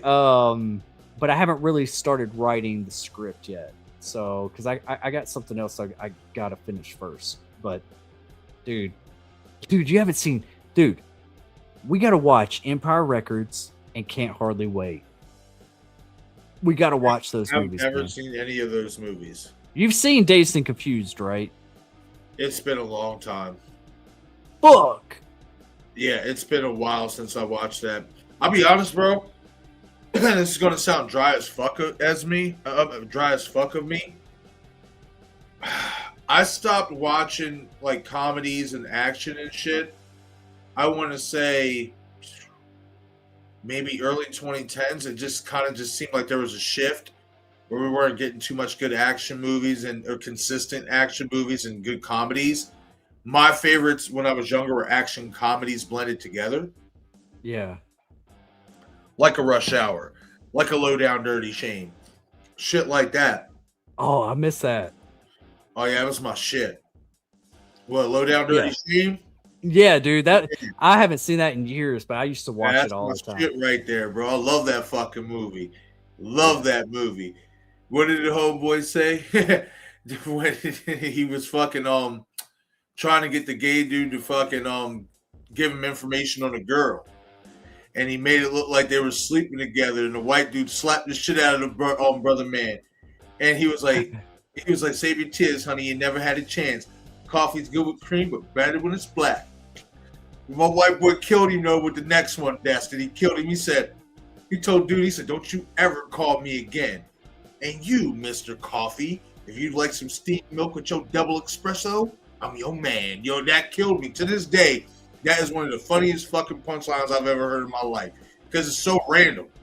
Yeah. Whatever. Yeah, dude. That's one of my favorite fucking horror action comedies or whatever ever. But nowadays, I just really watch horror movies, bro.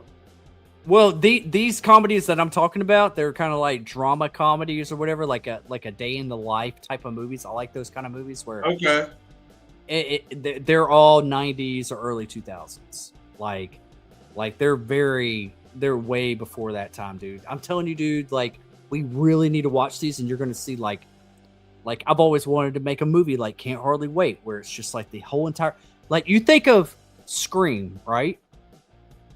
Yeah. 45 minutes of that movie is Stu's party. So there's only like 2 parts of that movie. One half getting to know the characters in the high school, and then the second half is all at Stu's party. It's not really 3 parts of that movie. What if the whole movie was Stu's party? And that's what you get with Can't Hardly Wait. But it's not a killer movie. But if you've written a movie where it's just like you introduce these characters that are graduating and they're going to the night party right after, the last party of their high school years. Yeah. Before they go to college, and there's a killer, and the whole movie is at the party, like an American Pie or some shit. Right. Like, that's my idea of how I would want to orchestrate like a slasher movie. Yeah. See, that wouldn't be bad. It's kind of like April Fool's Day to a degree. Yeah, a little bit, man, where they go to the island and shit. Yup. Like throw us into the fucking story, or introduce the characters, kind of like The Faculty, how they're like Casey, we realize he's the nerd, kind of like Cry Wolf. Yeah, because it's all crammed in one fucking specific area. Right. Yep. Yeah, dude. Dude, you got to see Empire Records and Can't Hardly Wait, and you'll know what I'm thinking as far as like this whole movie theater aspect. But dude, it was so cool that he was like, dude, he wasn't even thinking of the horror angle. He was just thinking of, I want to make like a movie about the theater struggling, and we're trying to figure out how to save the business and to bring more people to the theater. Right. Was we're a mom and pop theater, and I was like, but what if there was I had to throw in, what if there was a killer though, man? Let's throw another angle. Like 45 minutes into the movie, man, people start getting killed off. Like, like you start getting people coming to the theater, but then they start getting killed. Like, I don't know, man. I'm not gonna lie to you. If I'm gonna do like a Scream fan film, I want to do commentary on I want the commentary to be a play on what we do. Like content creators. Podcast? Oh yeah. Yeah. I think that would be a very interesting topic to comment on. Yeah. Dude, I always thought that these conventions that we go to would be really cool to do like a slasher movie ad or something, like say like a Wes Craven's New Nightmare. It's not Sydney and Billy and Stu, it's Nev and Skeet and Matthew. Like, and it just orchestrates differently, and like it's like, oh, the killer, you thought that was a killer, like, oh, I'm not a killer, I was just playing that in the movie, and the killer kills Billy, like, yeah, that would be crazy, and Sydney's not the final girl, it's actually Drew Barrymore this time or some shit, like I just think it would be kind of cool. Hell yeah. I like very low settings, like one setting movies, characters are all together. I don't like a lot of jumping around, even when it comes to like a lot of these action movies. If we're in America and then we're in Berlin and then we're in, wherever, China, I'm like, what the hell? Like, we're all over the damn world. Yeah, I like my action movies to be set in one spot, one particular place. I mean, that's why I really like Den of Thieves, the first one. Yes. That first, I haven't seen the second one, but I haven't heard good things. It shit the bed with the second one. I heard that. It didn't. And I was excited to see the second one, and then I've heard nothing.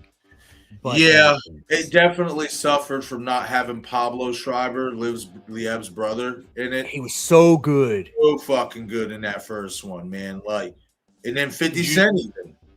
50 Cent was great too. Did you see with Pablo Schreiber? Did you see that show I told you to see on Netflix? His and Hers? His and Hers. No, I didn't watch it yet. He's in that shit, dude. Oh, yeah, I might have to watch it now because he's great. I think he is so underrated. He is awesome. Underrated. That's Liv Schreiber's brother. Yeah, I know that. That's what I just said. Cotton Weary's brother. Yeah, Leo's brother, yep. No, dude, I haven't seen him in a lot of stuff lately, and I'm like, when I saw him in His and Hers, and I was like, finally, yes. And I'm glad it's a hit because that means that he can do more shit. He just, man, he was awesome in Den of Thieves. Yes, he was. Like, brilliant. The whole twist of that movie was fantastic. It really was, man. It really was. Everything was well orchestrated. The pace was so good. Like, it wasn't boring either. And it even had our boy Cheddar Bob in it. Was Cheddar Bob in that movie? Yeah, he was the bald head one, the one who was quiet. From 8 Mile? Yep. Don't call me Scrunchy Face or whatever. Yeah, he was the one who was like the quiet one who was I think he was one of the first ones killed. Oh shit! I need to go back and rewatch it then. Fucking Cheddar Bob. Cheddar Bob. He'll never be anything else but Cheddar Bob. Cheddar Bob. Jimmy moved in with his mother. He ain't got no place to go. Oh shit! Now I'm right back in the gutter with a bag full of clothes. With a garbage bag full of clothes. Wait, Cheddar Bob is the only one to shoot himself in the Yeah, dude. Fucking Cheddar Bob, man. 8 Mile was my shit back then. Oh, hell yeah. It's a classic. Yeah. Let me see here. J-Rod, dude, we've been going on for over 3 hours. I hope I've given everybody, since we did get a lot of super chats, but we didn't meet the goal. I did go over a little bit over. I expected to go about 2 hours. We're over 3 hours, dude. And Marcus, I'm sorry, man. I know we've been going for a while. I'm chilling, man. Okay. We are going to be ending the stream very soon when we get to the last few comments, and then we're probably going to end it. That's why I extended this stream, y'all, was because we didn't meet our goal to do a live stream watch party, but I kind of want to give y'all some extra time tonight. So I hope y'all feel like y'all got what y'all wanted. I've enjoyed it too. I'm chilling as well. Yeah. I mean, we really haven't been able to push much content the way we wanted to since it came out. So this was long overdue to have some, some FaceTime for a few hours. Yeah, dude, it's been a crazy week for me, man. And I have a crazy week coming up as well. So I'm like, dude, I have to play this stuff week by week, man.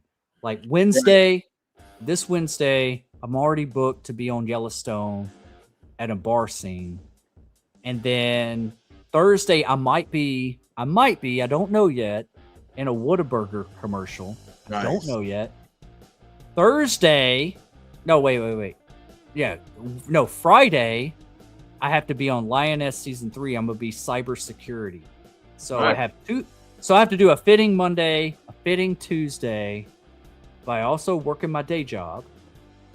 And then I have to be on Yellowstone on Wednesday. Maybe Whataburger Thursday, but definitely I got to be on. So yeah, this week is going to be fun. And then I got some friends that are coming in town to visit, and they're going to be staying here. So I'm just going to be in and out. I'm just like, hey, whatever works, works. I'm going to be, you do your thing, I do my thing. Hell yeah, so, man. But anyways, Val says the ending is iffy, a troll, but worth a watch. Talking about I Know What You Did Last Summer. Put Empire Records on the watch party wheel, dude. Yes! Val says that. Dude, Empire Records has to be a watch, man. That's a vibe. That's like part of my childhood, bro. You got to see it. Ethan Embry's in it. He's quirky as hell. I wish we could watch that tonight, actually. I'm in an Empire Records mood. I could like pour me another drink and crash out in some Empire Records, man. Empire Records, Liv Tyler. Oh, yeah, dude. She's hot in it. Yeah. Liv Tyler's also in That Thing You Do with Tom Hanks. Oh. Dang, think about that. I didn't think about that. Liv Tyler and Ethan Embry's in Empire Records and That Thing You Do. Have you seen That Thing You Do? Nope. What the piss, bro? I told you. I have like a select few things I watch. Hey, do this. Do this with me. Do this with me. Be in tune. What? Like a guitar. Okay. Air guitar. Do that thing you do.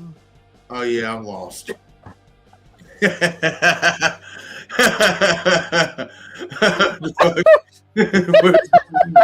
like, okay.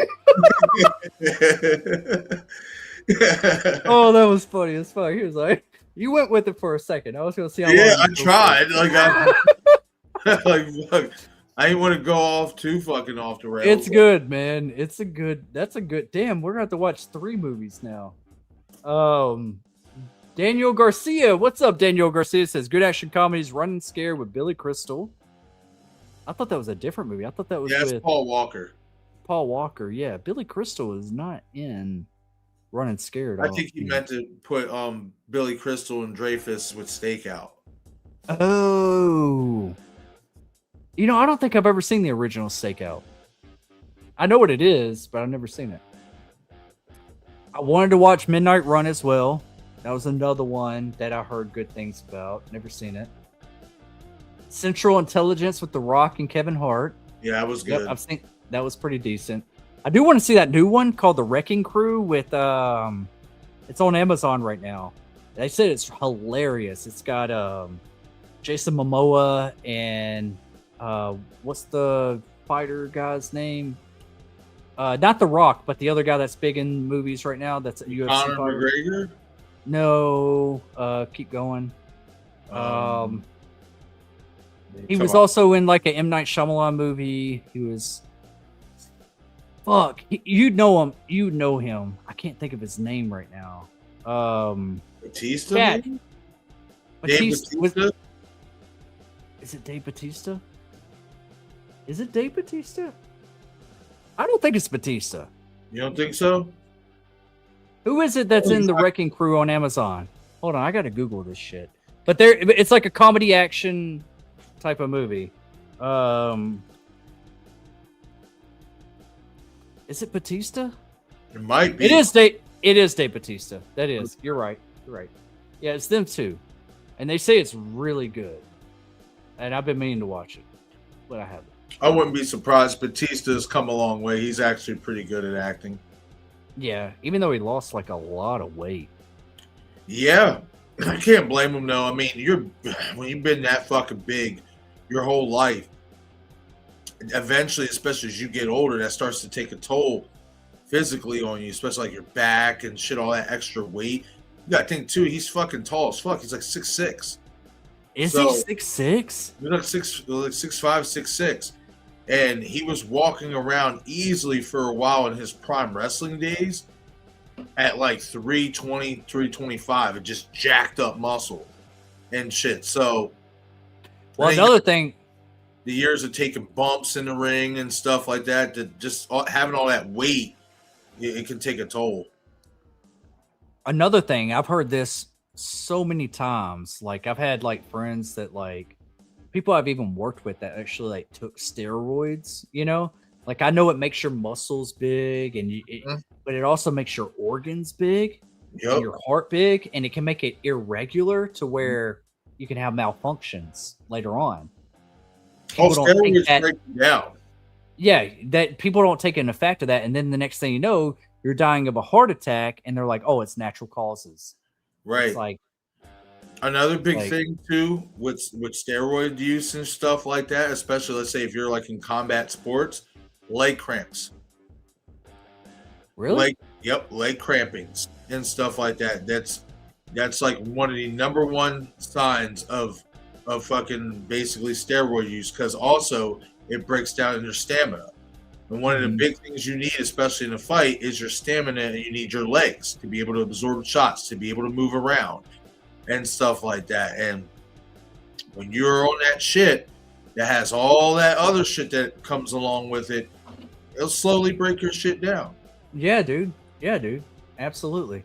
Like I've had people that were young as hell, and I'm like, what the fuck? But I knew they were on that shit. There's a reason why your body looks different when you're off of it. Right. Yeah, exactly. I had the opportunity to get on it. I had some friends that did get on it, and they looked fucking great. They got off of it, but it gave them a good fucking boost. And I'm just like, I was too scared. I was too fucking scared. Yeah, I'm afraid. I'm afraid that shit would make me tweak out. My body's very fucking sensitive. Because you see how some dudes, especially because of how much they're taking and whatever there is they're taking, they're like, you know, right? Ready to choke a motherfucker out. Yeah, they can't take a joke. They can't handle anything. Popping out and shit, and it's just like, nah, I'm good on that. Yeah. I just worry about like, it's cool to get like bigger and swole. I just worry about my internal organs. I don't want to die young for the fact to just look better for the next 15, 20 years. Yeah, I don't know. I think that's the reason why Arnold got on a vegetarian diet. He's like, I'm not messing with even any of that stuff. Yeah. So, anyways, April said The Wrecking Crew was really good. Okay, we'll have to check it out for sure. Oh yeah, thank you for the recommendation, April. I want to see it. Justin says, just figured out the original script for 7 was supposed to be Melissa descent into madness over her hallucinations of Billy overtaking her and becoming the new Ghostface. Yeah, and I heard that Tara was supposed to get killed early on in the movie. I kind of want that. Did you want that over this movie? Yes, I always wanted her to give in. I know a lot of people didn't want that. They wanted to see her come on the other side and come out of it not like her dad. Me, I wanted all that and then some because the way you saw that girl kill in the first two, Scream 5 and Scream 6, to me, there's no way that this doesn't end with her becoming the killer. And I even thought, if they would have kept a lot of the whole past elements, I've been planning this for a long time. In Scream 7, I even thought that if they gave us some backstory on why the Carpenter sisters aren't in this movie and they would kind of make the twins look a little bit malicious with Gail and that reasoning, I even thought this movie would have been a good time to shock the audience and reveal that Samantha or even Tara with her is the killers. I would have liked that way better than the fucking thing we got. But yes, this was basically, I seen this a while ago too. Yes, this is something that I would have preferred to see, especially with that last part being the most dark film. Yeah, I would have loved to see that, especially over what we just got. Outside of the Stu stuff, obviously. Now, granted, this is how I'm looking at Scream 7 right now, Destin. It's like this. My rating for the movie is a 4.5 out of 10. But that's subject to change and spike up based on what they do in Scream 8. And what I mean based on what they do in Scream 8 is, are you going to capitalize on the groundwork that not only did you lay in 5 and 6, but in 7 now as well, and finally bring Stu back alive? Well, that's the thing. That's the thing. It's like, I guess like me internally, I could say what I want, and when I'm like, ooh, I could speculate, ooh, they're going to do this or do that. For some reason internally, I did not think they were going to play all their cards in Scream 7. I just didn't. With the idea of them thinking that Scream 8 is on the horizon, right? Why play all your cards in Scream 7? Right. I felt like this is the movie to kind of bridge that gap. Right. Of, yeah, a lot of us hardcore fans that theorize know about Stu Macher. This is to get it into the regular movie-going audience that might not be in the know. They might be a little bit behind. They come in there and like, oh, it's Stu. Now they've raised the questions for them. Not for us, for them. And I'm like, now they can, if they do the payoff in 8. Right. Okay. Win me over in 8. I hope they do. I'm not going to lie. My excitement for 8 is not. I haven't felt like this in a long time, and I hate to say this, but I'm not. I care, but I could care less on the same note. Like, I just. What other? Can we get a Nightmare on Elm Street? Can we start a new franchise? Can we?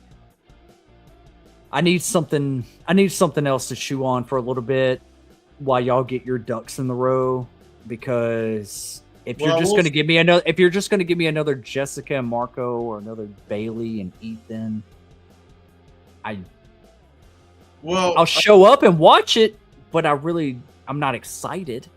Right. Well, I will say this, and I do want to say this in response to Justin in the chat. Look, I mean, if that is true, do us a favor and please kind of be a little less spoily.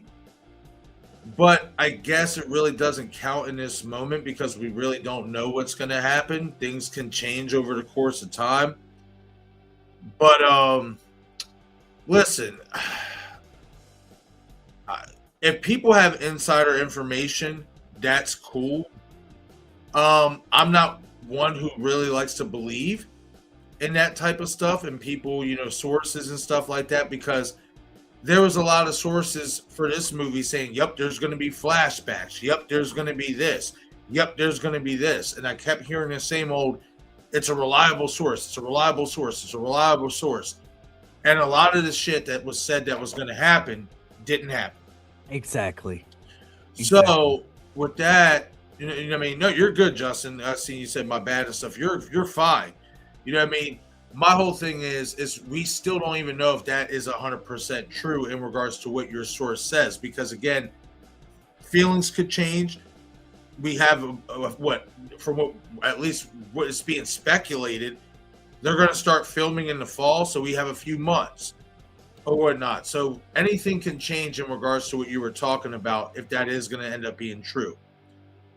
Now, well, I say this, I've always been one to say, leading into Scream 7, especially if they did a cliffhanger, which we did not get, but based on what we were seeing in the trailers and stuff like that, that it would not surprise me if Stu Macher came back in Scream 8, based on what I was seeing before the movie came out. When the movie came out and I watched it the first 2 times, I was all but dead in the water. Like, yep, they're not fucking bringing him back. They're just gonna keep playing into they're gonna play, keep tugging us along and then keep disappointing us. But then, the more I watched Scream 7, and the more I started to be like, you know what? No, this is the building point to Stu coming back. This is it. This is the new trilogy. Yeah, this is the building point. Now, whether he's going to be revealed in 8 or 9, that remains to be seen. But I now do believe that Scream 7 is the official building block for a Stu Macher return. 5 and 6, we got a ton of Easter eggs that played into the thought. 7, in my opinion, definitely has now officially laid the groundwork for a Stu Macher return in 8 or 9. And I implore you guys again, I'm not going to tell you here because I'm going to say it in my video. What I will do is give you a hint. If you can go online and find Scream 7 on any of these little offshore sites, if you want to take that risk, go and rewatch that opening scene in its entirety. And specifically, keep your ears open for a certain piece of dialogue that is said from Ghostface. And I promise you, if you catch that piece of dialogue, you will understand for a fact that that is Stu Macher in that opening scene, and that this is the official building block towards his return.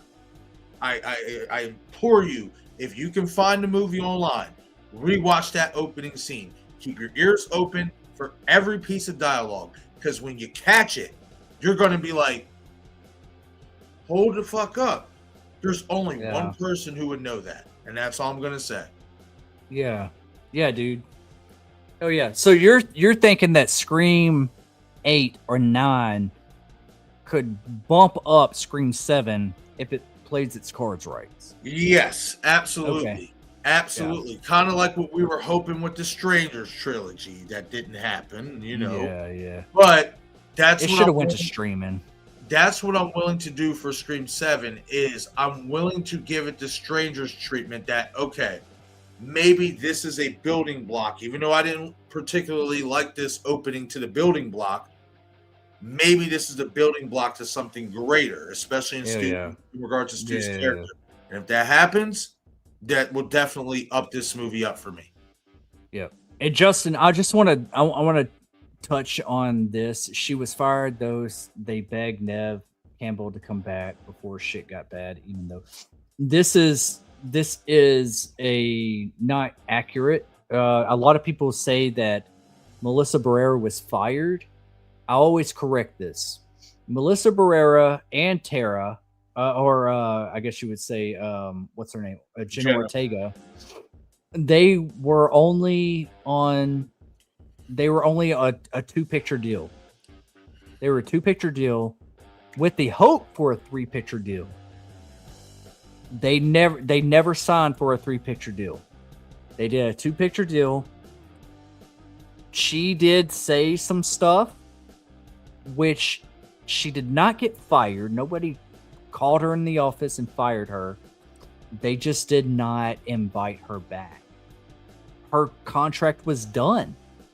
They could have if they decided to go that route, but I think it wasn't just because of her, what she said. I don't think it was I think it was a lot of different things. But she wasn't fired per se. She just wasn't invited back to do the next entry. I mean, honestly, the first two, you could say, oh, they closed out that storyline and whatever. I think there is more to chew on there, and I think they probably had an idea of where they would go if they did a third one. But she wasn't fired. She was never signed on to do a next movie. She just never was invited. They decided to go back to Sydney. I will say this. I think it's a little bit of both. And the reason why I say it's a little bit of both is because we all know she was supposed to come back for Scream 7. Even though they didn't have it in contract, we already knew that they wanted to do that. Why I say it's a little bit of both, too, is because they even ignorantly made fun of this in the movie, in Scream 7, with Gail's line when Stu, said, so, you got fired or whatever. And she's like, I didn't get fired. My contract wasn't renewed. That was a obvious dig. Yeah. Herrera. So with that being said, with them even playing into it in the movie, that's them, in my opinion, telling us, no, we fired her. That's her trying to save face. In my opinion, you don't put that line of dialogue in the movie if you're not trying to be malicious with it, or at least trying to let the audience know, no, she was fired, but she's trying to tell you guys she wasn't signed on for a 3-picture deal. But much to what Destin said, the fact still remains she was only signed on for 2 pictures. That's the fact. We just know that they wanted to sign her on for that 3rd picture, but we know why that didn't happen. So it's a little bit of both. I look at it as, guess what? She got fired, and she also she didn't get her contract renewed. At the end of the day, it's the same thing. She wasn't a part of this project. Yeah.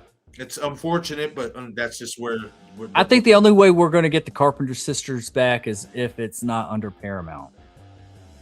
It's the rights are going to have to go to Universal or somebody else after this. Honestly, it might not be a bad pick because Paramount is doing some crazy shit right now.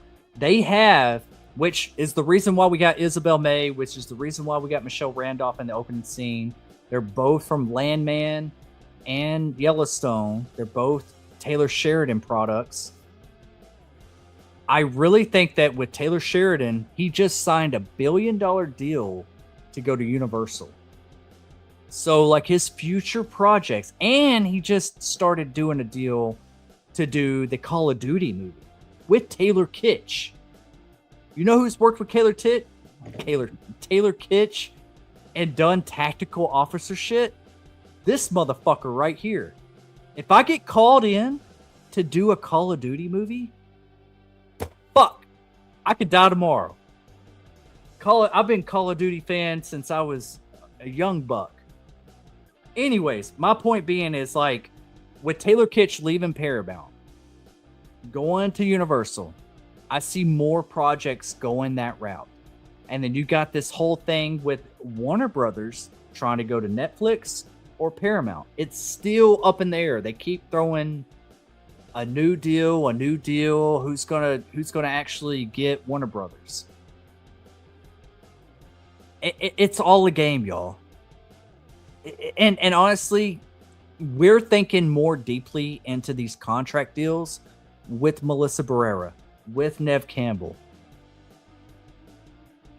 At the end of the day, the people that really pull these fucking strings, they don't give a fuck.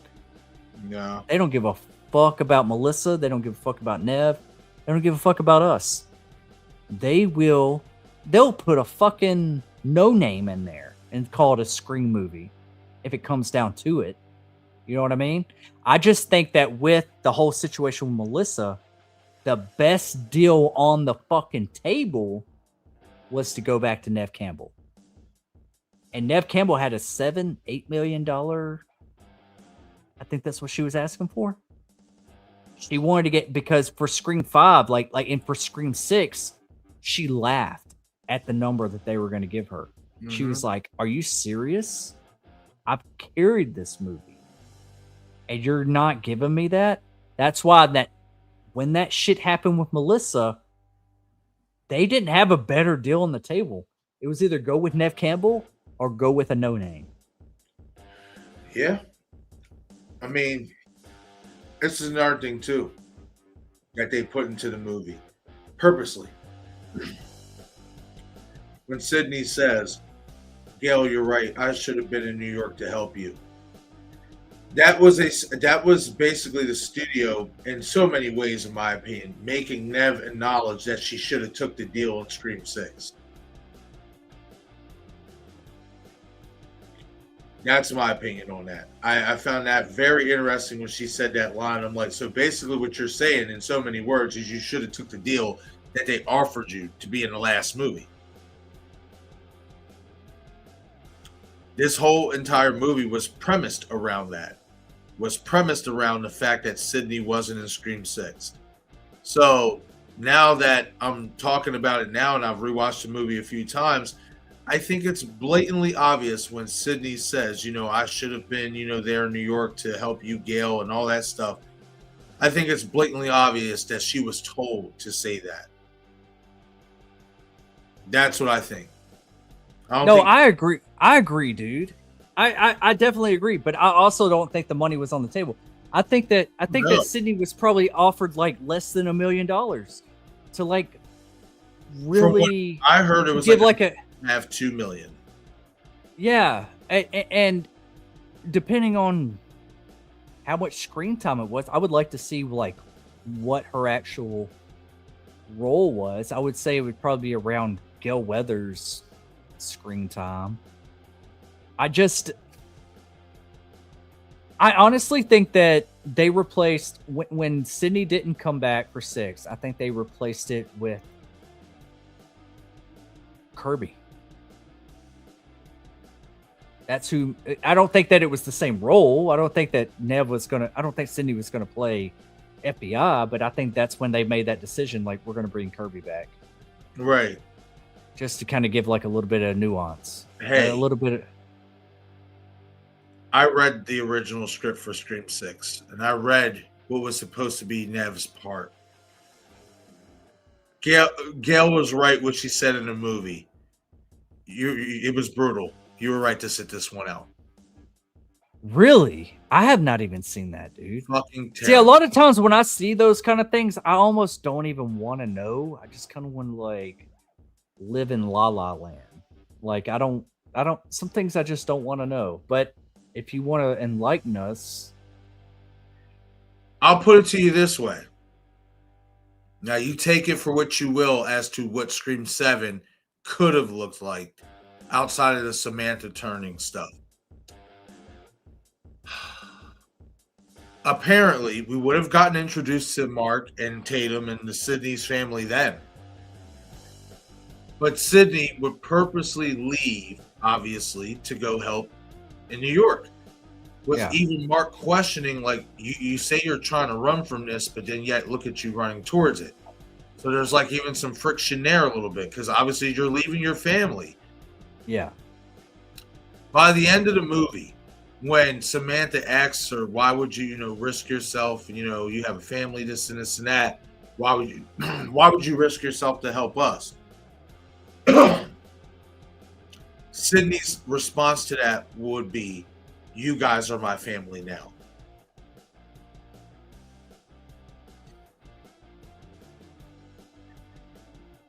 Are you sure? Oh, I'm 1000% sure. I reread it multiple times to make sure I wasn't just stoned. Like, I'm telling you, the way that they writ her into that movie was terrible. And it would have most likely set up for possibly her fucking family to be the killers in Scream 7 if they wasn't going to go with the Samantha turning shit. Sydney's family was going to be the killers? I'm saying it could have set it up, because think about it. If she's fucking... because she's leaving her family to be with a new family. She's calling them her fucking family. So, I mean, How Right. doesn't that end up being, a rivalry that they would turn into a story? Right. Like Yeah. it's just when I read that, it was ridiculous, and I was just like, well, thank God she wasn't in this movie then, because that's bullshit. Yeah. Like it's just I'm over Radio Silence's writing right now. Kevin either needs to take full fucking creative control in the writing and in the directing department, or he needs to get somebody, to help him. Hell, call up the old guy Aaron Kruger. He may have a little bit of goofy stuff to him, but at least for the most part, 3 and 4, what he helped write, wasn't that bad. Yeah, I would say even definitely developing the killers. That's what I'm saying. Like, there's familiarity there in regards to a Scream movie. He definitely knows how to make it a fun time. That's what I'm saying. Like, and that's also another thing what I want to get back to. I'll be honest, like Scream 5 didn't have a whole bunch of fun. Scream 6 didn't really have a whole bunch of fun. Scream 7 definitely didn't have no fun. I like Scream 5 though, man. I like Scream 5 for what I know it to be myself now. I just also don't like it though because I just feel like the acting, even from Melissa's end, wasn't that great. No. She was definitely trying to find her footing. That one, she was weaker than in Scream 6 or even Abigail to future projects. Like I felt like, yeah. There was moments about that like I didn't like either, but I thought the tone was there. I just wanted Dewey to kind of be the hero a little bit. Certain thing, I don't know, man. Yeah. Anyways, man. So I will tell you real quick about that script. Gail's fight scene, the way it was written, would have given away that Stu was alive. Why? Because the fight scene, the way they writ it, was exactly carbon copy of Sidney and Stu's fight scene from the original. Literally, the way they laid everything out, from the biting on the arm to the lamp over the head, everything. Rolling over the couch, everything, bro. Everything. Damn. I read that and I said, well, if they did that, that would have been the confirmation right there that this motherfucker's alive. Like shit. Yeah. Man, that's crazy, man. We're pushing 4 hours right now, everybody. Yeah. Damn, dude. Thank you so much for hanging out with me tonight, dude. I'm so sorry I kept you this long. Bro, but we're used to this. Even though that, we didn't do a watch party, we did extend the stream to give everyone a little bit more shine. I appreciate everybody's input, but we are going to have to wrap it up. Go subscribe to Marcus over at Shot Him 6 Times. His link to his channel is down in the description of this video. Also, our mods have shared it several times throughout the stream. Great channel. That's my brother. Follow us. We're going to be at Texas Frightmare this May. We're going to do some coverage there. We're going to be killing it. So be a part of my channel, be a part of his channel, and be in the know. That's all I'm saying, man. You got anything upcoming that you want to present, dude? Yeah, I'll actually be going live tomorrow for a new episode of the Raw Footage podcast, talking about Scream 7 spoilers and stuff, since I haven't gotten a chance to do that yet. I am also going to have a new Stu Mocker video posted tomorrow before that live stream. That will most likely be out early in the morning. I want to say early around 10 o'clock, maybe 12 afternoon, the latest. But I'm planning to go live between 5 and 6 o'clock tomorrow evening. So, guys, just stay tuned for that. You guys will get the notification once I have everything posted. Awesome. And thank you, Val, for sharing his channel right here. Go check him out. Go subscribe. And thank you for being a part of this stream, dude. And thank you, everybody in the chat. It's been a great conversation. It's kind of, I know it was a long one, but it didn't feel as long as I thought it was. It was completely engaging, man. And it always is with us, dude. Like it just flows perfectly. No, Like yeah. so yeah. Marcus, I'll see you backstage in just a minute. Thank you, All Val, right. for modding the channel and everybody else. I love everybody's input, and we'll see you on the next stream. We'll see you later, or we'll see you on another time. We'll be right back.